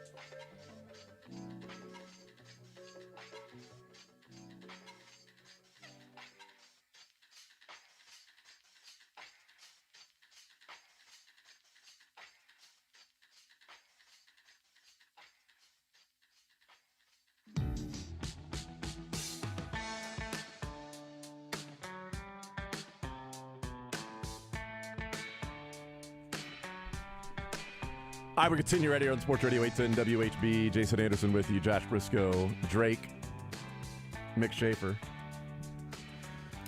Text says, maybe John Sherman will just move the Royals out of Kansas City. I'm sure there are other cities that would entertain an MLB franchise since there's so much bad press and radio dialogue. I think you can be of two minds. Say the Royals have fumbled this thing while being consistently on the record of, I'm okay with public money towards ballparks. No matter how many different studies are out there, I continue to call it the pro tax. Do you want to be a pro city? It's pro tax. Because if you don't pay the pro tax, another city will. And then you won't have that ball club. They'll be gone, whether it's football or baseball or basketball or whatever. So I am in favor, and I'm also in favor of a downtown ballpark. But I'm not in favor of how the whole thing has been handled. Especially with how bad the on-field product has been. Like, those two things can't be working in concert, and that's what's going on right now with the Royals. So, 913-912-4810 is the text line. Let's talk some Kansas City Chiefs, shall we? Let's do it. Shall we talk some Chiefs? Thank goodness. I blame They're Sam McDowell staying and Kevin Hart. They're winning. That's cool. Yeah. That's neat. Novel concept. They've been doing it for a while, actually, and they continue to do it. And we'll hear from the Chiefs coming up in the 1 o'clock hour when OTAs practice, OTA day number 2 is wrapped up. Tomorrow we'll hear from Andy Reid and Patrick Mahomes. Drake, he just walked out of the studio. I was going to say, hey, he did some Max Crosby clip that I wanted to play here because it kind of goes in line with... Have you guys played you know what? Read the intern. The trailer. Read, don't touch anything. Read, touch everything. Touch stuff until the clip gets played. Eventually, we will get there. The board's on fire, but somebody will hear Max Crosby talk about how much of a competitor Patrick Mahomes is and the trash talk that he hears from Patrick Mahomes, which is funny because the trailer for the quarterback series on Netflix is coming out, and what Max Crosby talks about here is then the video shown in the actual trailer. 50-50 chance this audio. I mean, I love that no flag thrown on that play. It's great. Right? Mahomes basically just standing there. Crosby just in a hurried walk right up to him and headbutts him. Here is Max Crosby talking about the competitor that is Patrick Mahomes. Get a fan's idea what it's like to play against Patrick Mahomes. You know, when you watch him, you see the arm talent, you see the crazy left-hand throws when he's falling. You see all that. You see the ability. I think the one thing that people don't talk about enough is just his competitive nature. Like, that dude is one of the most competitive people I've ever played against. You know, when I'm out there, he's talking right back at me. And most quarterbacks aren't like that. You know, they're silent. They're not going to say much. Pat's one of those guys that he's going to get right back in your face and be like, yo, like, let's go then. What's up? We were playing in KC, and the environment was crazy. It was Monday Night Football. I got him with a sack on the first drive and ended up getting him a second time, and I'm talking. Pat wasn't going for it. You know, he was talking back. And so they went down and scored, and they were all running around the end zone. I get bumped behind my back. I get hit with his shoulder. I turn, and it was Pat, and he was still running. And I'm like, oh, no, I'm not going for that. So I ran straight to him, and I headbutted him. I'm like, what's up? So we were just jawing, and, you know, everybody online obviously made a big deal of it. After every single time we play, he's the first guy that comes up to me, and we always show love. I love that. It's great. And they showed it in the the trailer of he and Max Crosby headbutting after that drive and after the touchdown that they had. That's the I'm here, right?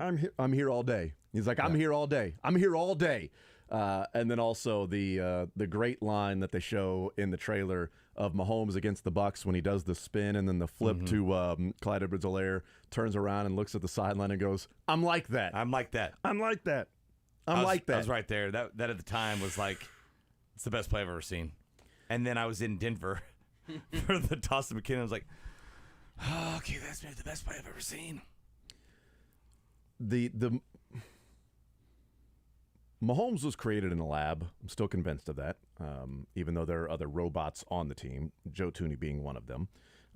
He's given the downloads and the updates and everything, which is the game plan. They put it into the system and update Joe Thuney, and he goes out and robotically plays, and then he goes to the podium and robotically says, I'm here to play, 1 of 11. Was he in the same lab as Wade Davis? Yes, that's true.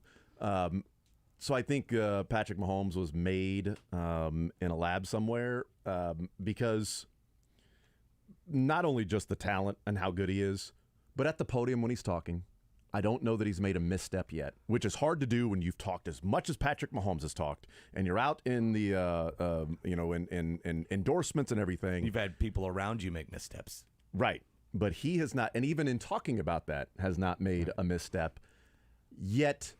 On the field, he's a competitive prick, and sometimes he's saying, "You know what? Good hit, dude. Good hit." Other times he's like, "I'm like that. Yeah. I'm here all day. Bring it.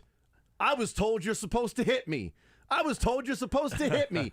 Counting to 10, counting to 4, all of these things that he does on the field, while off the field well, we're just trying to win the game, and here are my thoughts on what Tyreek Hill means. He's universally loved by all of his opponents. Right. Even that guy, even Max Crosby. Because he's like, after the game is over, he's the first one to come up to me and shake hands and talk about the game and everything, because those two guys are incredible competitors on different teams. They see each other twice a year, so you're going to get to know those guys, and they both want to beat the other guy.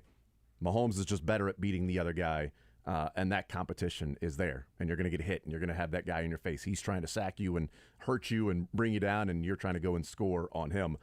That whole on-the-field competition that takes place with players that are obviously incredibly confident / cocky because they're playing in the NFL and making millions of dollars, and you're going up against other guys in the NFL making millions of dollars, and you know how cocky you are. I mean, when the Chiefs lost to the Bengals in Cincinnati last year, and that was the Chiefs couldn't get a stop on the last drive, and then Joe Burrow throws the pass to T. Higgins on 3rd down, and then Joe Burrow turns to the crowd and does what Patrick Mahomes does with the fingers, going back and forth of like, all right, yeah, louder, louder. Like Mahomes does that a lot. I don't think Burrow did that on accident. I don't think that was a coincidence. Even though Burrow has mad respect for Patrick Mahomes, he said he's the best quarterback in the NFL. He was asked yesterday. And Patrick Mahomes respects Joe Burrow. But on the field, Joe Burrow's got no problem making fun of Patrick Mahomes' celebration when he just threw a 3rd down pass on a dime to T. Higgins to win the game.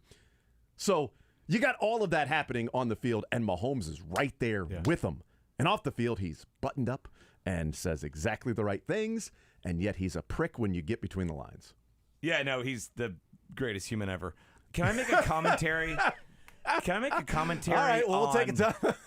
Can I have a commentary on the whole he's the most competitive person I've ever seen? Because what do people always say? Teammates, opponents, they always say that about the best guys out there, right? Yeah. It's Michael Jordan, right? As if that's the reason why they're great. My long-held theory is that there's a ton in the professional ranks. You have to be over the top competitive, right? Everybody's crazy competitive. I would put up my competitiveness against Michael Jordan any day. I would lose at everything we did, but my want to win would be right up there with him. Would your want to win be there when you're not actually It just gets playing? noticed when it's the best guys out there that like, oh man, he's so competitive. He's the most. No, the chances of him being the best out there and the most competitive really, really low. The reason why he's the best is his athletic skill, right? Like 98%, 2% competitive, because anybody can be crazy competitive. I don't doubt how competitive Patrick Mahomes is, but I'm sure there are hundreds of other guys out there on NFL rosters that are at just the same amount of want and will to win as Mahomes. He's just better than them, and it gets noticed because he's the greatest. My question would be, when you're away from the competition with Michael Jordan, is your want to beat him happening away from the court, the field, or whatever, as much as Jordan's want to and competitive while he was by himself, away from everything, to drive him to be better than the next guy? Greatness breeds competition. I think when you can just dominate people at everything, you're like, man, I really want to chase that feeling. I really want to do it again, right? So that breeds competition. And so when you get your butt kicked all the time, like, okay, maybe I don't want to compete today, right? It's we don't know about that harder in this town. It's harder. So, For sure. Mahomes is the greatest ever, but I always kind of roll my eyes at, like, this Jerry Rice is the most competitive guy out there. Yeah, he's the best, too. And you just notice his competitiveness because he won all the time. You know who seems really, really, really competitive, who authored a phrase you've uttered many times? Eric Bieniemy. That man seems deeply competitive and deeply driven. And his running back career was a lot shorter than his coaching career is going to end up being. I think there's something there. What did Blaine Gabbert call him? A maniacal perfectionist. Maniacal perfectionist. So he's a competitive prick and a maniacal perfectionist. Yeah. By the people that know him. Yeah. but I've been called the songbird of my generation by those that have heard me sing. And I've never really thought of Mahomes as a trash talker out there. We've seen like he'll respond to guys and like he'll do the thing, the counting and everything. But whatever he said after the Clyde pass, what was it? I'm like that. I'm like that. He kind of just said it to himself, I think, because he knew he had a microphone on. I'm like that. I'm like that. So I've never really seen it to where like he's been an instigator or anything. I mean, I remember the hit in the Super Bowl as they're going in to score. The 49ers, when he gets knocked out of bounds, it's like he gets up, like, man, that's a good hit, man. It's a good ass hit right there. And then he was. So I think he has that balance out there to where like he is universally loved. And then he had the option where he went in the end zone, got hit, and then he came to the sideline. I was told you're supposed to hit me. I was told you got to hit me. All right, we'll hit a break right now. We'll take a timeout. We'll come back. We'll hear from the Chiefs in the 1 o'clock hour. More Zone next. Want to see more of The Zone? Watch the show live on the Sports Radio 810 WHB.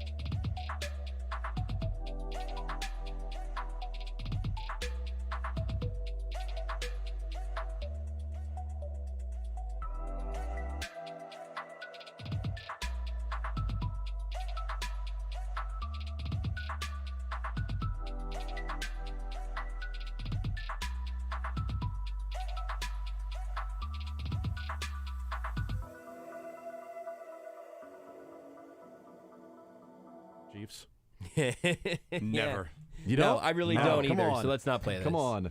All right, we're going to do that, though. Here's Albert Breer weighing in on what he believes from teams that the contract projection will be for DeAndre Hopkins. I mean, I think right now, and I talked to a couple of teams about this today, like what he could get, maybe somewhere between $8 and $10 million in base pay with upside to get him, to make him whole and to get him closer to the number that he was originally scheduled to make. Now, I think it's going to be very difficult for him to get anywhere close to $19 million when it comes to the incentives and stuff, but I think that he's probably looking to still get close to $10 million, which I might be a bridge too far for the Patriots still. So there you go. There's the end of the Chiefs and DeAndre Hopkins. If teams he's talked to or Albert Breer's talked to, saying that it's going to be around $8 to $10 million. 8-10, cool. $8 to $10 million for DeAndre Hopkins as a base salary. So, no Chiefs. Good luck. Best of luck wherever you end up, DeAndre. Have fun in Cleveland. Whichever team in Tennessee you end up signing with. I saw Patriots here. Well, he's visiting the Patriots, but he just said that if it's $8 to $10 million base salary, that's probably a bridge too far for the Patriots to be able to sign him. But Tennessee's got some money and a need at wide receiver. Cleveland's got a lot of money this year. They are in cap hell next year, sitting at $70+ million over the cap already for next year. And Cleveland's done so well bringing in That's right. talented veteran receivers with maybe sort of some baggage in the previous years. Bring them in, don't bring them in, fine. or just players in general, whatever you're going to do, you know. So there you go. That pretty much ends the, if he's looking for $8 to $10 million, well, hey, good luck. If you want to come back down to our price, we'll sign you and you can maybe go win a Super Bowl. But two counter arguments that I don't really believe in. One is that they could free up money with the Chris Jones extension whenever that arrives. We'll see. The other thing is just to keep in mind that 3 months ago, DeAndre Hopkins was not being traded for anything less than a second-round pick. Yeah, so the market has not quite developed for either him or the Cardinals side in there. That's, so that is true. I think the general lesson there though is about right. But if DeAndre Hopkins is going to wait till training camp, does an injury happen and a team goes, all right, well we're going to put this guy on IR and we can take a little bit of a relief on the salary cap or whatever, and we can spend some money here, and we're going to go get DeAndre Hopkins now. It's probably what he should do. Yeah. Because it's way more likely to be a contending team than the Patriots or Titans. Mm-hmm. Yeah. The Patriots can improve to being fourth best in the East if they sign DeAndre Hopkins. I think they can get all the way up to fourth. If Tennessee signs him, they can get all the way up to losing in the first round for the playoffs. So... You a big Will Levis guy, Nick? I love everything about him. Malik Willis. Tannehill. Malik Will Levis. Hey, that's right Malik there. Will Levis. Wow. Wow. Ryan Will Elvis. Ryan Tannehill-Levis. All right, we're done. Thank you, Mick. Chiefs next. I'm Dr. Andrew Palmisano, a fellowship-trained orthopedic surgeon with Ascentus Healthcare. Ascentus now has orthopedic surgery and sports medicine.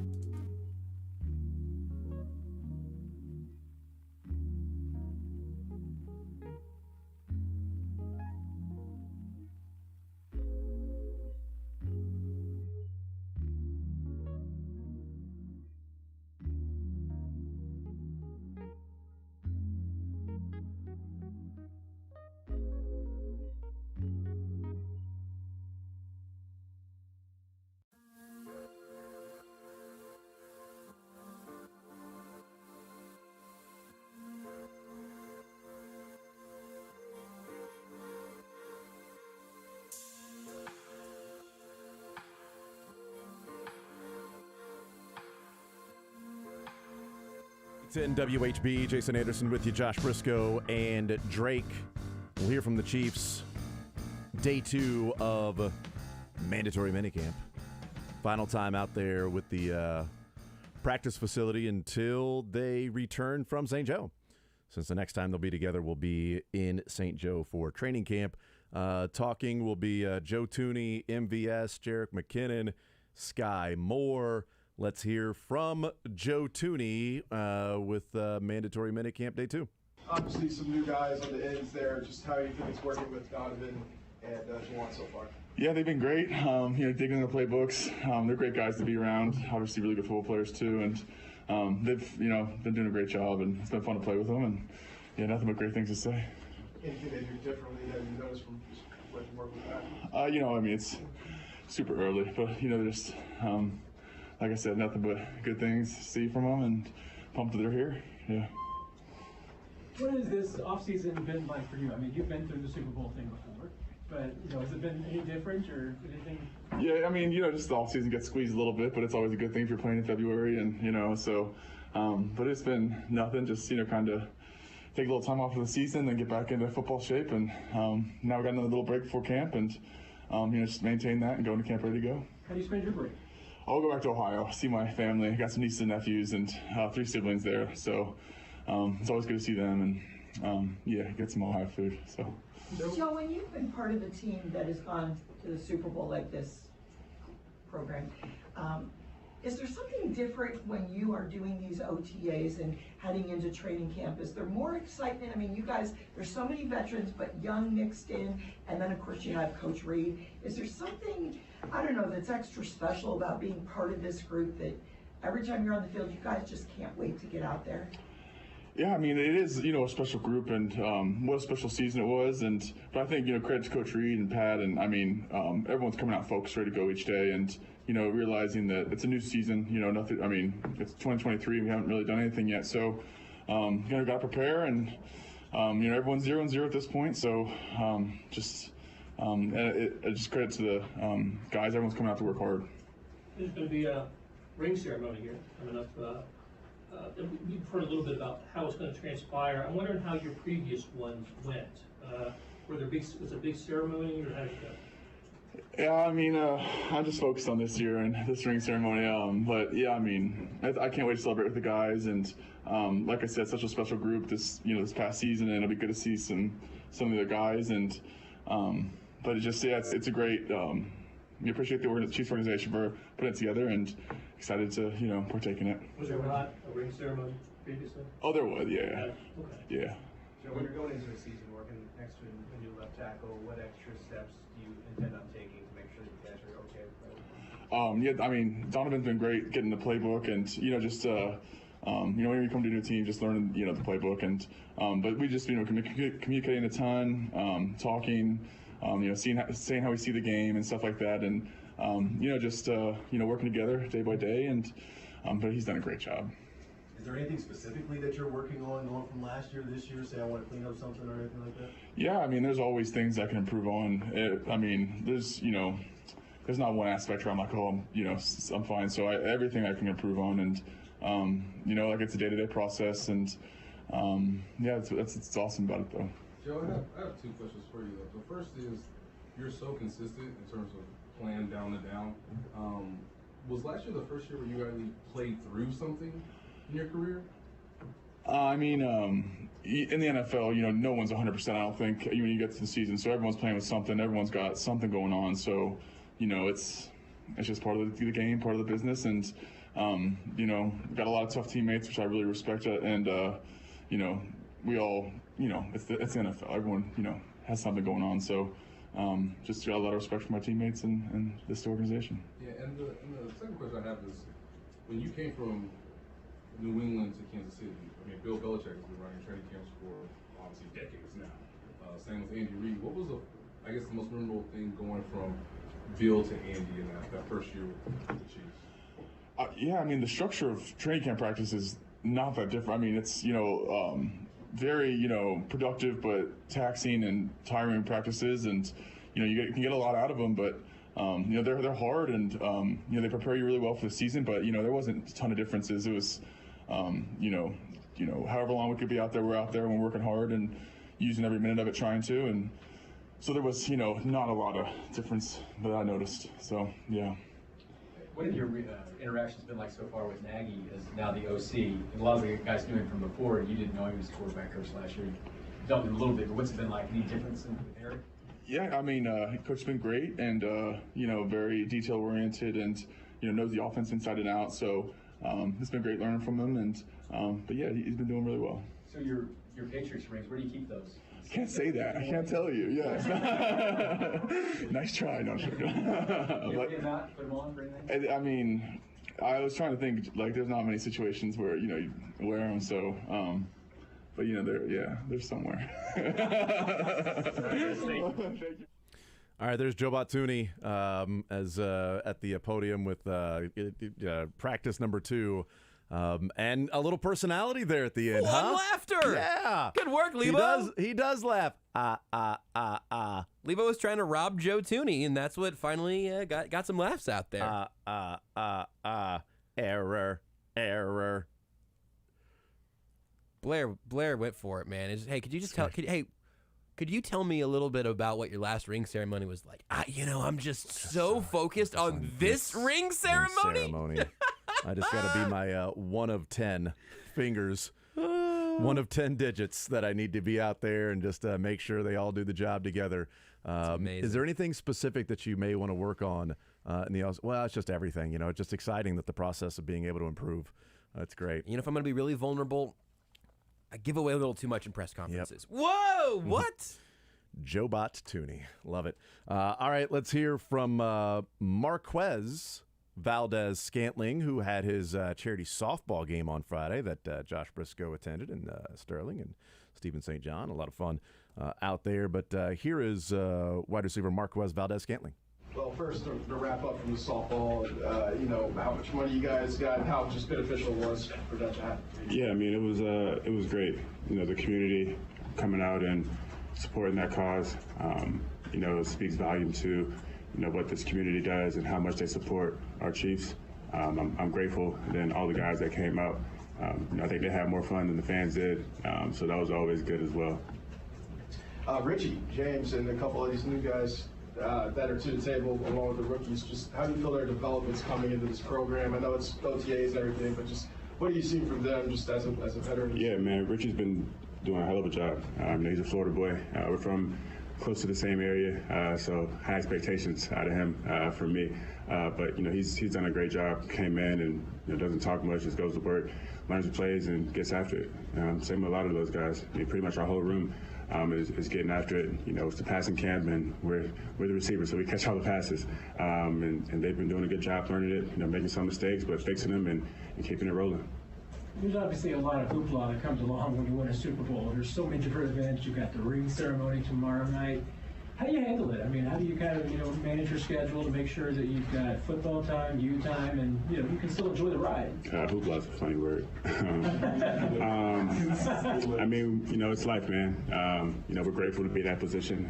I'd rather have less time because we won a Super Bowl than, free time and not doing anything. So we're grateful for it. It's work, man, and we're grateful to be in that position. We take the time that we need to when we have it, and when we're here to work, we go to work. Any input on the ranking? I haven't seen it yet, man. So I guess we'll find out tonight. So last year was all new to you here with this offense. How much better do you feel like at this point to get through mandatory? Man, I feel as good as I did last year, man. I'm a quick learner. I'm a competitor, so there's nothing that I'm ever going to be afraid of. Obviously, second year in the system is always good, but I feel like I picked it up pretty quick last year as well. So it wasn't really that new to me. After about 2 weeks or so. So I'm just excited for what we can do this year. Last year was great. Won a Super Bowl, but we got to do it all over again. So I'm excited about the new challenge. Marquez, do you notice anything about this team? Your current champions, the way they go about their business in OTAs, the way you're getting ready for training camp, even the way the coaches handle things, do they try to push you to elevate a little bit? Do they try to get you to stay where you are? I mean, sometimes people are champions and they like the sound of it, and it's a different thing. I mean, I think it starts with our head, man. And he's the same guy every single day. No matter win, lose, draw, Super Bowl, no playoffs, whatever, he's going to be the same person. And his level of standard that he expects us to play at every day is going to stay the same. And I think that's what makes him, the best coach to ever do this thing. And so having a guy like that, lead the show every single day and, never get too high, never get too low. He's always the same guy, standing at practice, making sure everything goes right, making sure we finish, making sure everything is good on our end. I think that's the standard that he holds for us. And, it just trickles down to everybody below. Marquez, how much do you look back at your playoff performance? You're able to get the yardage and the 2 touchdowns and kind of say to yourself, okay, I can maybe use this as a launching pad to do even more? I don't, man. I know I can play football. I know I can play football really well. It's nothing about, what happened in the playoffs or in the regular season, man. Just throw me the ball and good things happen. And that's kind of how I've always been. It's never get concerned with the numbers, never get concerned with, what happened on this play, man. Just keep going. I believe in myself more than anybody, and I won't ever change. And that starts with my faith. And so I know who I believe in, and that's kind of it. Last couple. What have you seen from Sky lately? Just a guy who just wants to keep growing and getting better. Just goes to work, making plays, man. He's a hell of a player. That's why they drafted him in the 2nd round a year ago. And for him to go out and do what he did last year and be kind of thrown in the fire at every position, kick return, punt return, kind of just having to do it all, it just shows that the faith that they have in him as a player, and just him taking that next step and growing as a man, and just understanding, what his responsibilities are now as a 2nd-year guy opposed to a 1st-year guy. You can see him really starting to take those next steps. Marquez, how do you handle being the old guy in the receiving room compared to when you came in last year and earlier in your career? I had some pretty good vets when I was the young guy.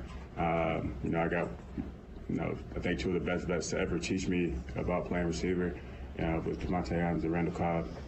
Just seeing those guys go to work every day, and then having a guy like Aaron when I was, the young guy, seeing, what that looks like, and then now being able to do that, in a different light and be that veteran to those guys, and watching how Pat and Trav go about their business, it's just like I got to be that same guy for the young guys in my room too. Last one, anyone? Anybody. Did you ever get one of Andy Reid's eyebrows? Yeah. Travis Kelce was talking to you yesterday about how you got to watch out for when Andy raises an eyebrow. Yeah, Coach Reid doesn't really have a lot of emotion. And so if you do get some emotion out of Coach Reid, it's like one of those like, ooh, I might have messed up for real. And so it doesn't happen, but I have gotten that before. It was actually in the meeting room. And so that's for another day. But I actually did get it once, and not a good feeling. It's like when you get in trouble by your granddad or something. It's like not a good thing. The granddad. Yeah, that's. Woo! I wonder if he's going to get an eyebrow for that. That's right. Getting in trouble with your granddad. He got the eyebrow in a meeting one time, not even out there on the field. Travis Kelce said the last time he got the eyebrow from Andy Reid was when he tried the lateral against the Bengals. That's the last time he got the eyebrow from Andy Reid. Also the last time he tried the lateral. It might be worse in a meeting room, too. Yeah, you got to feel like true. you should be on top of whatever that is. Oh, boy. But at least in the meeting room isn't on national TV. That's fair. That's a good point. Where, everybody sees that mess up from you. Jerick McKinnon had a phenomenal season last year, and all of the touchdowns, and re-signed with the Chiefs this year, and a big re-signing. Here is Jerick McKinnon at the podium. How's all season training, Jerick? It's been smooth. A lot of work. Just the grind, the normal stuff. And then getting back with the team has been good. Be back with the team and see the guys and watch the film. Yeah. How are you feeling physically? Pretty straight. Last year was a long year. I was fortunate to make it through the whole season, every game. But those hits definitely take a toll on you. Going into year 10, older guy. So the good thing about being here, the coaching staff, medical staff, everybody's on the same page with. Coming up with a plan to make sure, I'm good to go for the season. Jerick, how much consideration did you give to actually maybe leaving Kansas City, and were there other teams interested in what led you back? There's a couple other teams. Really, only one other team. Another team kind of was, on a waiver, but this is always somewhere I wanted to be. I said that last year. I felt the same way this year. So, you know, the whole free agency, you know, trying to get things done and get on the same page is always a process. But, you know, fortunately, I was able to come back, and, you know, this is where my heart is, and I'm excited to be here again. Does everything look different as a champion? It does. It feels different, too. But, you know, the thing about it is once you get that feeling and the taste of it, you know, you want more. And it's definitely the right team to be on to do that. You were known, Jared, obviously, for making the sacrifice for the team to not score a touchdown to help you guys steal the game. When people will approach you now as a champion, how much does that get brought up in conversations? Probably every time. Probably every time. But, you know, God is good. God is great. He put me in that moment for a purpose. And, you know, I did what I had to do. So, you know, I'm glad, like you said, I'm glad to be called a champion. We get our rings tomorrow. I'm excited about that, and it's going to be good. Have you thought that when your career is summed up, you might be most known for that moment? Yeah, hopefully I can get another moment, but, you know, if that's the way it sums up, I'm fine with it. I'm perfectly fine with it. Definitely would like to get another Super Bowl. You know, I think that was not the only thing, but, you know, that's why we play the game, you know, to get a Super Bowl, not the individual awards, but to hold that trophy at the end and, you know, see everybody happy and go through those emotions together after, you know, you go through a whole season in training camp of, you know, up and down emotions, the roller coasters and all that stuff. Clyde was talking to us yesterday about some FaceTimes that you and Isaiah and him had together, like in the off season, kind of just sticking together. Yeah. And kind of the stuff that you've helped him through, some things and stuff. What's it been like to mentor those young players who have kind of been on some different trajectories? It's been fun because, you know, the thing about it is, you know, when you're young, you know, you want to make it to the NFL, and then, you know, you want to do great things and, you know, obviously things of that nature. But everybody has their own course and their own little story and what they go through, and I think that's what makes, you know, everybody's journey that special. So, you know, anything that I can, you know, host out and, you know, relate to those guys that I might have been through to help them get through that and to that next level and just keep playing at a high level, you know, I'm always happy to do so. Clyde's been through a lot with injuries and his option picked up. Yep. It looks like he's always had a great attitude. Everything we've ever been around with. You see the same thing? Of course. He's definitely a locker room guy. You know, if you go in the locker room or ask anybody on the team, even though he's a younger guy, his character sticks out a lot. He's definitely older than, you know, his age, you know, maturity level and things of that nature. So, you know, everything that he's going through, I think he's handled it pretty well. You know, just to be here and keep grinding and, you know, keep stepping forward, speaks on his character, speaks on his athleticism, and then just how much he can hold as a person. You know, that could be a lot on a young guy. You mentioned year 10, and, you know, Coach Reed last year said, you know, he said you were a dinosaur. Yeah, fossil, yeah. How much of that plays into your off-season plan? I mean, as far as what the coaches and the training staff, you know, is there a presence, you know, intention to kind of keep your workload down so you're fresher in the season? I would definitely say so. You know, like I said, it's different when you're young. You know, you come in, you seen Pop last year, everything's 100 miles per hour. As you get older, it's like a little different. But like I said, the coaching staff, the medical staff, they've been great these past 3 years that I've been with the Chiefs at coming up with a plan and making sure, you know, I stay healthy. I've been through my injuries and setbacks and things of that nature. And, you know, last year outside all the great accomplishments, you know, for me, just making it, you know, every game and not missing the game was definitely one of them. And that's credit to the medical staff and the coach staff.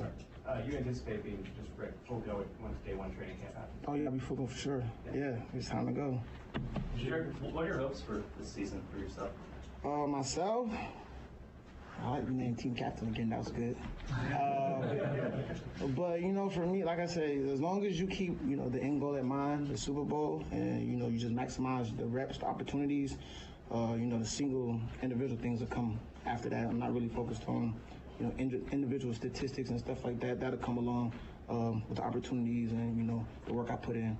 Deneric Prince, the free agent in your room, he looks to be a viable pass catching back, which is something. Yeah, he's nice. I've seen him on the film, and what have you seen so far in that regard? Well, first of all, to be that big and that athletic is definitely rare. I think the first thing I texted the guys was like, "Who's 34?"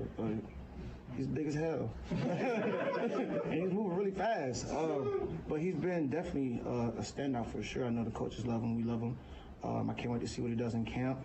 and then me physically be out there and, you know, get my veteran presence and then just watch him go from there. But it'd definitely be fun to watch him learn and take that next challenge. Jim? Oh, go ahead, Al. Go ahead. Going back to the time you came into the NFL, if somebody told you then, this is what your career is going to be like. You're going to have that knee injury in the middle of it, but you're going to come through on the other side. Did you take in this? I mean, was this maybe more than what you hoped when you first came into the league? No, not at all. Maybe on the injury aspect, I never thought I would, you know, tear my ACL and then have to go through a revision and miss 2 years in a row. But the thing about me, my career, my life, you know, when an obstacle presents itself, I've always found a way to overcome. And so on that aspect, no. But as far as like, you know, the multiple injuries, I probably wouldn't say I envisioned all of that. But coming on the other side, I definitely see myself doing that. You got 3 more. Let's go Nick, Blair, and then PJ, okay? Go ahead, Nick. Jared, when you get to put that ring on tomorrow, what's that moment going to mean to you with all that you've gone through to get to that one? Well, I cried at the Super Bowl. I ain't gonna cry tomorrow. But I probably put me a nice little shot of tequila with my guys and then, you know, have a little shot with the guys. So it'll be smooth. It'll be smooth. So just to be clear, no Super Bowl touchdown for a ring. Good trade. Great trade. Great trade. I wouldn't change it for nothing. Jared, so at this point in your career, what does it mean just that the Chiefs, they let you play it out in free agency, but then they ultimately brought you back in? It just shows where I stand in their minds. You know, how they value me, what they think about me, and, you know, being able to come back. Now that Chad gone, I think I'm like the second oldest guy on the team. Like I said, it's fun. It's always fun to watch the younger guys come in and, you know, not know what's going on, and watch them learn, go over that learning curve, and then take off from there. That's definitely been probably the most exciting part about being a veteran guy on the team. What are you gonna wear? I'm gonna wear tomorrow. You gonna be there? Well, it's a red carpet, dude. I got my splat ready. I got it ready. I got you. Jerick McKinnon returning for another year with the Chiefs, returning as Super Bowl champion. Jerick McKinnon putting on the ring tomorrow, saying that he cried after the Super Bowl. Not going to cry tomorrow. Not going to get me to cry, Roy. He going to cry in the car. So Jerick McKinnon mentoring some of the younger players as well, and Deneric Prince can be that big and that athletic. 6 foot 216, 220, running a 4.4 40. Certainly the measurables are there for Deneric Prince. So we'll see what he ends up looking like. But Jerick McKinnon, a big part of the running back room for the Chiefs. Last up to the podium, Sky Moore, second-year receiver for the Chiefs. Here is Sky Moore after practice. Are you happy to be here?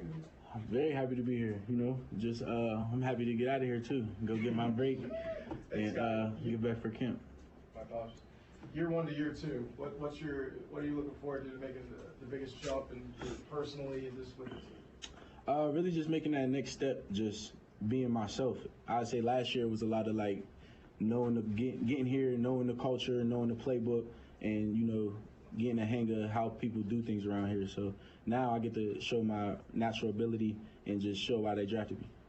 So you're excited to go to training camp then? Yeah, for sure. Now that you have all of this kind of covered? Yeah, I feel like I'm having a pretty good off season. So if I can roll that over in the training camp, you know, I should be on the right path. How are you getting ready for probably a larger role in the offense? Just how do you feel you're gonna be able to present yourself in the best light? You know, just doing the same thing I've been doing, just taking it day by day. Just whatever role they want me to do it to the best of my ability and helping the team. Have you put on more muscle? A little bit, trying to, but I'm really actually trying to slim down a little bit. I feel like in the off season I start lifting a lot and get that running back build, but I want to stay, you know, at the receiver. So. What's the learning curve been like for you and everything thrown at you with the offense early last year? You've been through a whole year and another OTA offseason. Do you feel like you're better prepared on that side of it? For sure. Definitely, you know, it was definitely a challenge to say the least. But coming into year 2, I feel like I definitely got the hang of everything. Like I said, like just knowing the playbook, knowing like what Pat likes, what Coach Reed likes, what Coach Nags likes, and just being able to be a Chiefs receiver versus being, you know, the rookie. Are you working on the finer things like route running or just passing? Like, what exactly did you want to really hone in on and improve on? Yeah, just like all the little, it's hard to explain, but like all the little things like that really Pat wants, you know, like coming out of breaks or when to look or when to be there or what speed to run it at, you know, like the little like details of being a receiver. So I feel like I knew what I needed to improve on. Like I found that out late, like early in the season last year, and I've been waiting on off season for a long time because I knew what to correct. You mentioned that, and there was an example yesterday where Pat had like a submarine sidearm pass. Yeah. You that was like about knee high and everything. You made the catch in stride. Was that a play you could have made last year?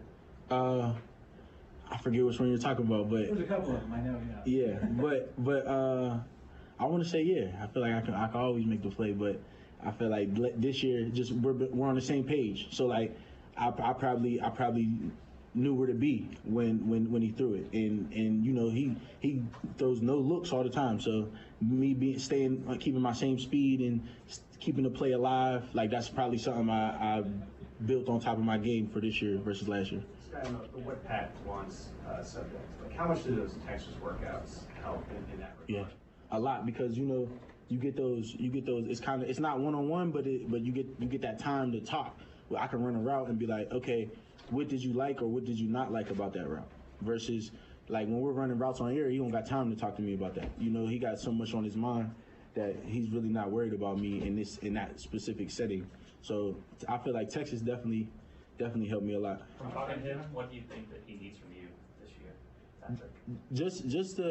It's really nothing specific. It's just knowing like he can rely on me. You know what I'm saying? Knowing I just want to show him that if you look this way, you won't be mad. You know what I'm saying? Like you won't regret it, I say. So just knowing that I'm gonna be a reliable weapon for him coming up this year. Does it all look different as a champion?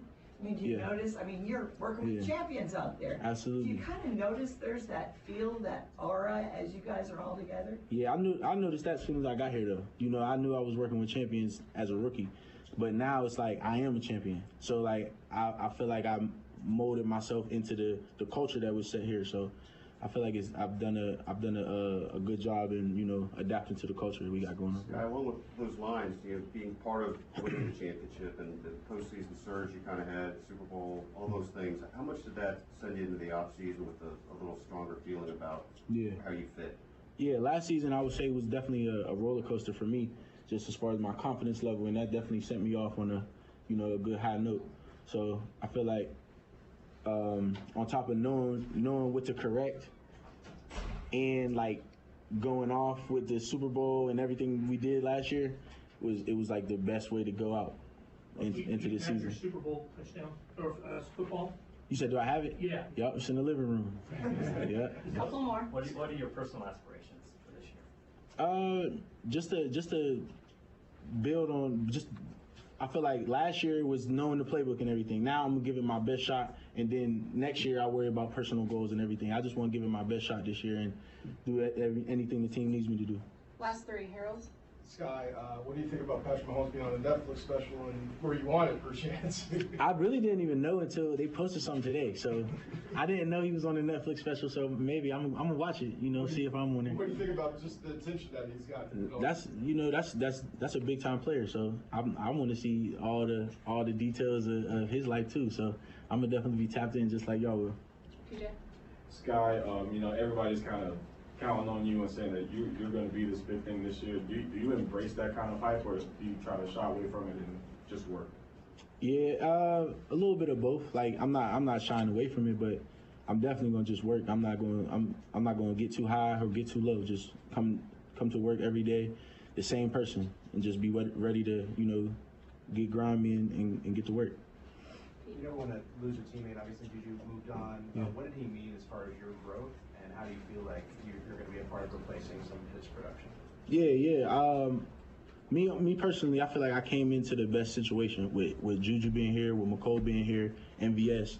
You know, I feel like I had the best vets. You know, I got Juju personally. I'm from Pittsburgh, so him being on the Steelers all like my whole high school career.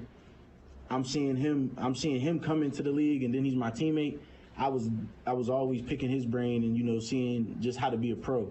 So I feel like coming in with him in the locker room was definitely a big plus for me, just to, as a receiver and just as a young man coming in, getting money and fame, and you know how he did because he came in young. You know, he got a lot of attention, you know, riding his bike and everything. So it was definitely good for me. Get a lot of attention actually riding his bike, or is that like a saying that he was that young that he got attention while he was still riding a bike? I don't know. I'm not sure, but I do know that he's only 4 years older than Sky Moore. He's 26. Sky's 22. Sky Moore was watching Juju with the Steelers while Sky Moore was in high school. Yep. So there you go. We'll take a timeout. We'll come back. We'll talk about some of the things that we heard from Joe Thuney, Marquez Valdez-Scantling, Jerick McKinnon, and Sky Moore. I think some interesting stuff from Sky Moore there that I want to elaborate on and get into a little bit more. We'll take a timeout. We'll come back. We'll continue rolling right here on Sports Radio 810 WHB, this Wednesday edition of The Zone. We continue with more. Want to see more of The Zone? Watch the show live on the Sports Radio 810 WHB Facebook, Twitter, YouTube, and Twitch.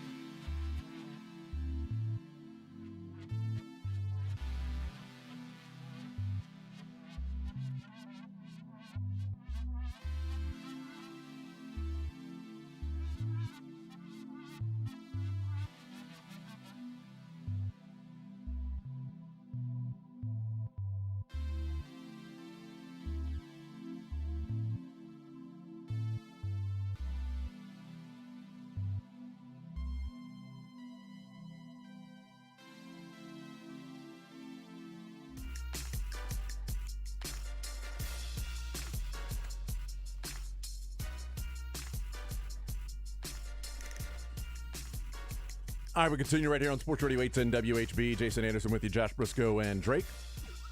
We had up until 2 o'clock.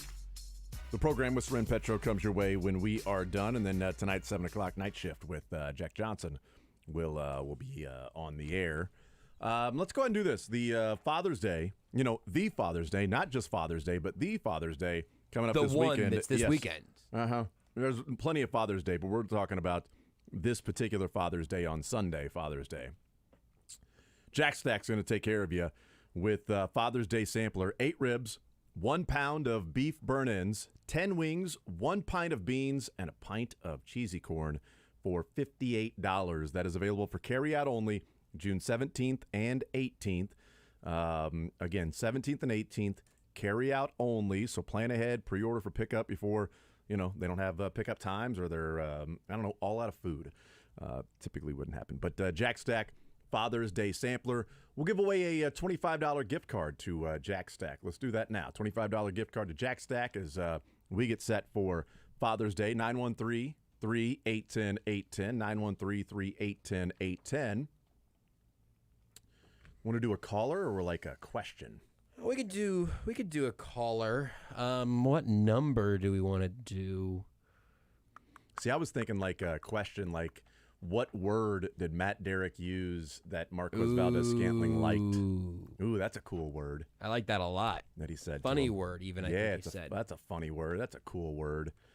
913-3-810-810. You want to do that, Drake? Let's do it. Drake says, sure. 913-3-810-810. Matt Derrick asked a question in the postgame or in the press conference, post-practice, I guess, press conference. We'll give away $25 to Jack Stack gift card with their Father's Day special coming up. 913-3-810-810. If you know what word Matt Derrick used and then Marquez Valdez-Scantling thought was a funny word. 913-3-810-810. Giving away $25 to Jack Stack for Father's Day. You got any Father's Day plans, Josh? Yeah, I'm going to keep trying to not be one. That's a plan. Also might do sound off. I mean, I just asked if you had plans. That's my plan. That is a plan. That's my plan. Certainly a plan. My plan is that Jack Stack's not going to take ID. You don't have to show one child for purchase, right? So it's a proof of purchase to win, but this is a proof of child to purchase. Hey, weird request. Could I borrow Everett for about 30 minutes on Father's Day? Well, we're going to be at the Royals game, so... you know what? Sorry. What about on the 17th? It is available for, 17th and 18th. So either day, Maybe Saturday. I might try to just shave my beard into a mustache and try to pull off a little dad energy. Yeah, there you go. So they'll look at you and go, you're not a dad. There's no chance. This guy has not fathered a child. I will walk out. I will shave, mustache back. Excuse me, sir. Your platter. Yes, completely different person that was has not been here today. What would you like? Father's Day special. You got it. Clearly, this guy is a father. Look at that mustache. I think it should be illegal to have a mustache and not have fathered children. Which would I know this would send Sterling Holmes. I was getting ready to say spiraling into some very difficult decisions. What if there was a genetic something as humans that you could not grow just a mustache unless you fathered a child? Therefore, all of a sudden your hair starts growing in on your lip. You're like, wait a minute. Yeah. Oh no! Oh no! I hope 18 years from now I don't get a knock at the door. Or I guess if it is 18 years from now, then maybe, I don't know. That's probably a better knock. I'm not sure. To you, I guess, yeah. So there you go. Anyway. $25. We have the winner. We got a winner. It was Hoopla. Hoopla! Matt Derrick was like, this offseason, Hoopla. And asked the question, and Marquez Valdez-Scantling was like, Hoopla. That's a funny word. Roads, roads. It's one of those funny words. Limit. $25 to Jack Stack, 913-3-810-810. What's the phone number? Don't call it now because you won't get in. $58 is what the Father's Day sampler costs. 8 ribs, 1 pound beef burn-ins, 10 wings, 1 pint of beans, and 1 pint of cheesy corn. That is carry out only this weekend, June 17th. Can I carry it out in my belly? You can. certainly. You can carry it out and then, I don't know, can you walk back in and eat it? Hey, I don't know how you feel about it. External Carry it food out and then drink. walk back in. Yeah, table for 2, please. Yes. They come over. It was like, can I get you anything? Just a drink. Yeah, I've got all the. We've already been helped. The Yes. 2 is me and this big box of delicious food. I will be the only other person here. I don't think I'm going to feed the box anymore. It's going to be the other way. I'll be the plant, and this box is Seymour. Can't remember what the plant's name in Little Shop Audrey of Horrors. 2. Yes, thank you. I knew where you were going, and I Yeah, couldn't. thank you. I couldn't help you once you said. Seymour. I may have played the voice of the plant in high school, so. I forgot about this. Right. Yes. That is right. And that So would have you'll sounded always- like what then, Dre? Read me. You don't want me to do that, do you? Yes, Desperately, I do. Actually, yeah, we do. desperately. Very much so. Boy, it's been like 30 years. I heard Yeah, I heard a throat clear. Yep, it's like riding a bike, though. We let you. You can warm it up off air if you want. I mean, no, I think we're ready. Come on, Seymour, don't be a putz. Trust me, your life will still have a king tuts. I don't know. It's been a long That was worth the wait. Amazing. All right, 144. Yes. Drake Plant voice. Oh, that was so good. Friday's looking like a good one. That's gotta right. say. That is right. Boy, that is a payoff right there. Thank you for tuning in for that. That's awesome. 913-912-4810. I was going to talk about Sky Moore. Now I just want to hear Drake give his thoughts about Sky Moore in Audrey 2 voices. He talked about last year and this year, and obviously the difference in those off seasons and build up to what the games will be and even training camp. And he said a couple of things that he answered at different times. Last year, learning, figuring things out, and how they do things around here, which is a part of it that, like, I don't know that I give much thought to or much on the plate of a rookie to where it's like, well, you got to learn the playbook. You got to learn this, you got to learn that. But then it's also, all right, how do you conduct yourself around the office? How do they do things here? What's to be expected at this practice? What's to be expected at training camp? What's St. Joe going to be like? Where's the cafeteria? Like, how do I do these certain things? Like, freshman to sophomore in high school is like such a big jump because you know everything. You know where everything's at. You're not getting lost, all of that stuff. You kind of know how everything works. That's a part of it that's like interesting of just how they do things around here. And then he said that personal, the personal goals. Mm-hmm. And he said his answer was, I don't know, last year needed to learn the playbook. This year, just go out and perform. Next year, I'll have personal goals. I think that's an indication of him saying, I can't give you a personal goal because I don't even know what my improvement will be this year. Yeah. Like, isn't that a way of him sort of saying, like, I'm still curious of what is going to happen this year, and I want to do all of the things I'm supposed to do to put myself in position to succeed and go out and perform this year. And after the rookie year of trying to learn everything, and then year number 2, year number 3, I can come up with personal goals of what I need to do, where I should in catches and yards after getting a full year of maybe him feeling more comfortable with the playbook. I thought that was interesting of like, I want to do this, I want to do that. No, I want to perform. Next year I'll do personal goals. Yeah, and it's another way to kind of see him recalibrating. You don't want to set your own goalposts for yourself and then realize that you either way under or way overshot what you should be expecting. And I do think there's some of that feeling of going, hey, I know I'm going to have like a role in this offense, but am I going to lead the team in catches or am I going to be possession receiver who's there for some third downs? You know, and I think there's a world in which both of those are reasonable outcomes and a world where both of those are good outcomes. It depends on kind of what you think about the rest of the guys around and how much you lean on Kadarius Toney. It also just seems like a pretty healthy mindset. Like to just say, you know what? Last year, like the whole room was spinning and now the room's not spinning, but I got to be me now. And then next year, I can start really pulling all of that together. He had an answer about expectations, and it made me think of you. He said, I don't want to get too high or too low. I just want to be grimy and get to work. That's me, baby. So, I thought about that. Like, blood sugar can't be too high, too low. I just want to get grimy. Just be grimy and go to work. Grimy and get that. You know what? Put that on a business card. Be grimy and go to work. Just do what you got to do. Put that on a T-shirt, honestly. That's right. Yeah. Business card, T-shirt, whatever. Also, if you look this way, you won't regret it. That also made you think of me? No, I was thinking of like you look at me and you're not gonna regret it. I was thinking of like Tinder or like an online dating side thing. If you look this way, you won't regret it. You can rely on me. But in all, it does also sound like a great dating app tagline. You're right. But in all seriousness, him talking about Texas, I thought that was interesting. About what do you get from Texas?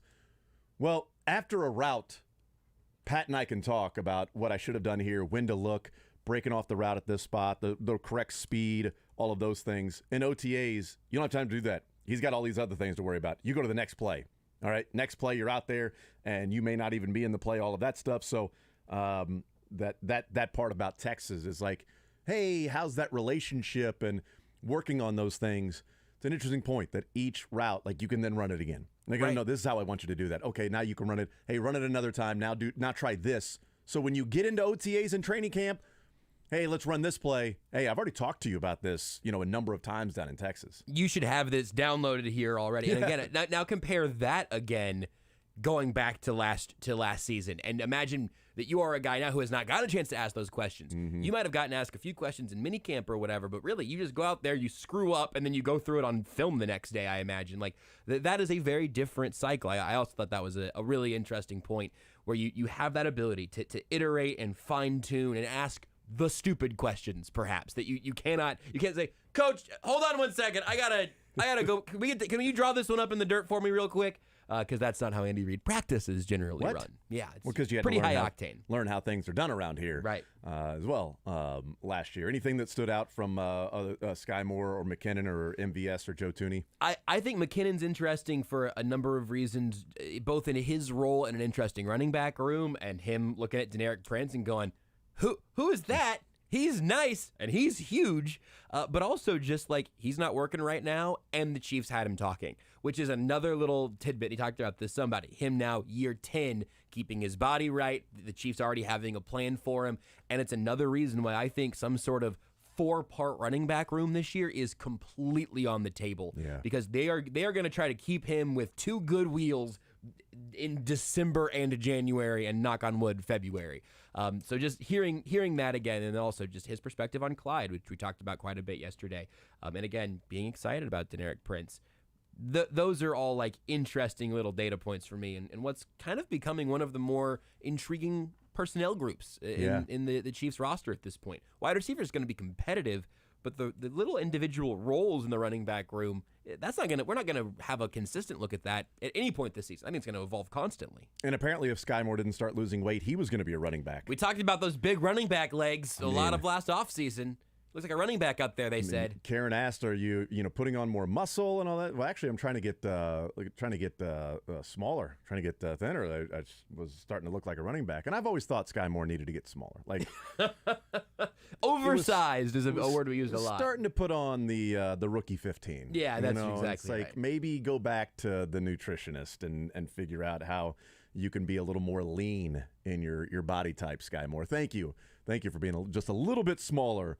Because I thought your weight was really getting away from you there. You had really lost the plot in the last few months of the season last year. Sometimes you screw up and you accidentally get too jacked. Like, who hasn't been there? Who hasn't ever been just too big and too strong, too fast? Yeah. Looked too much like a running back.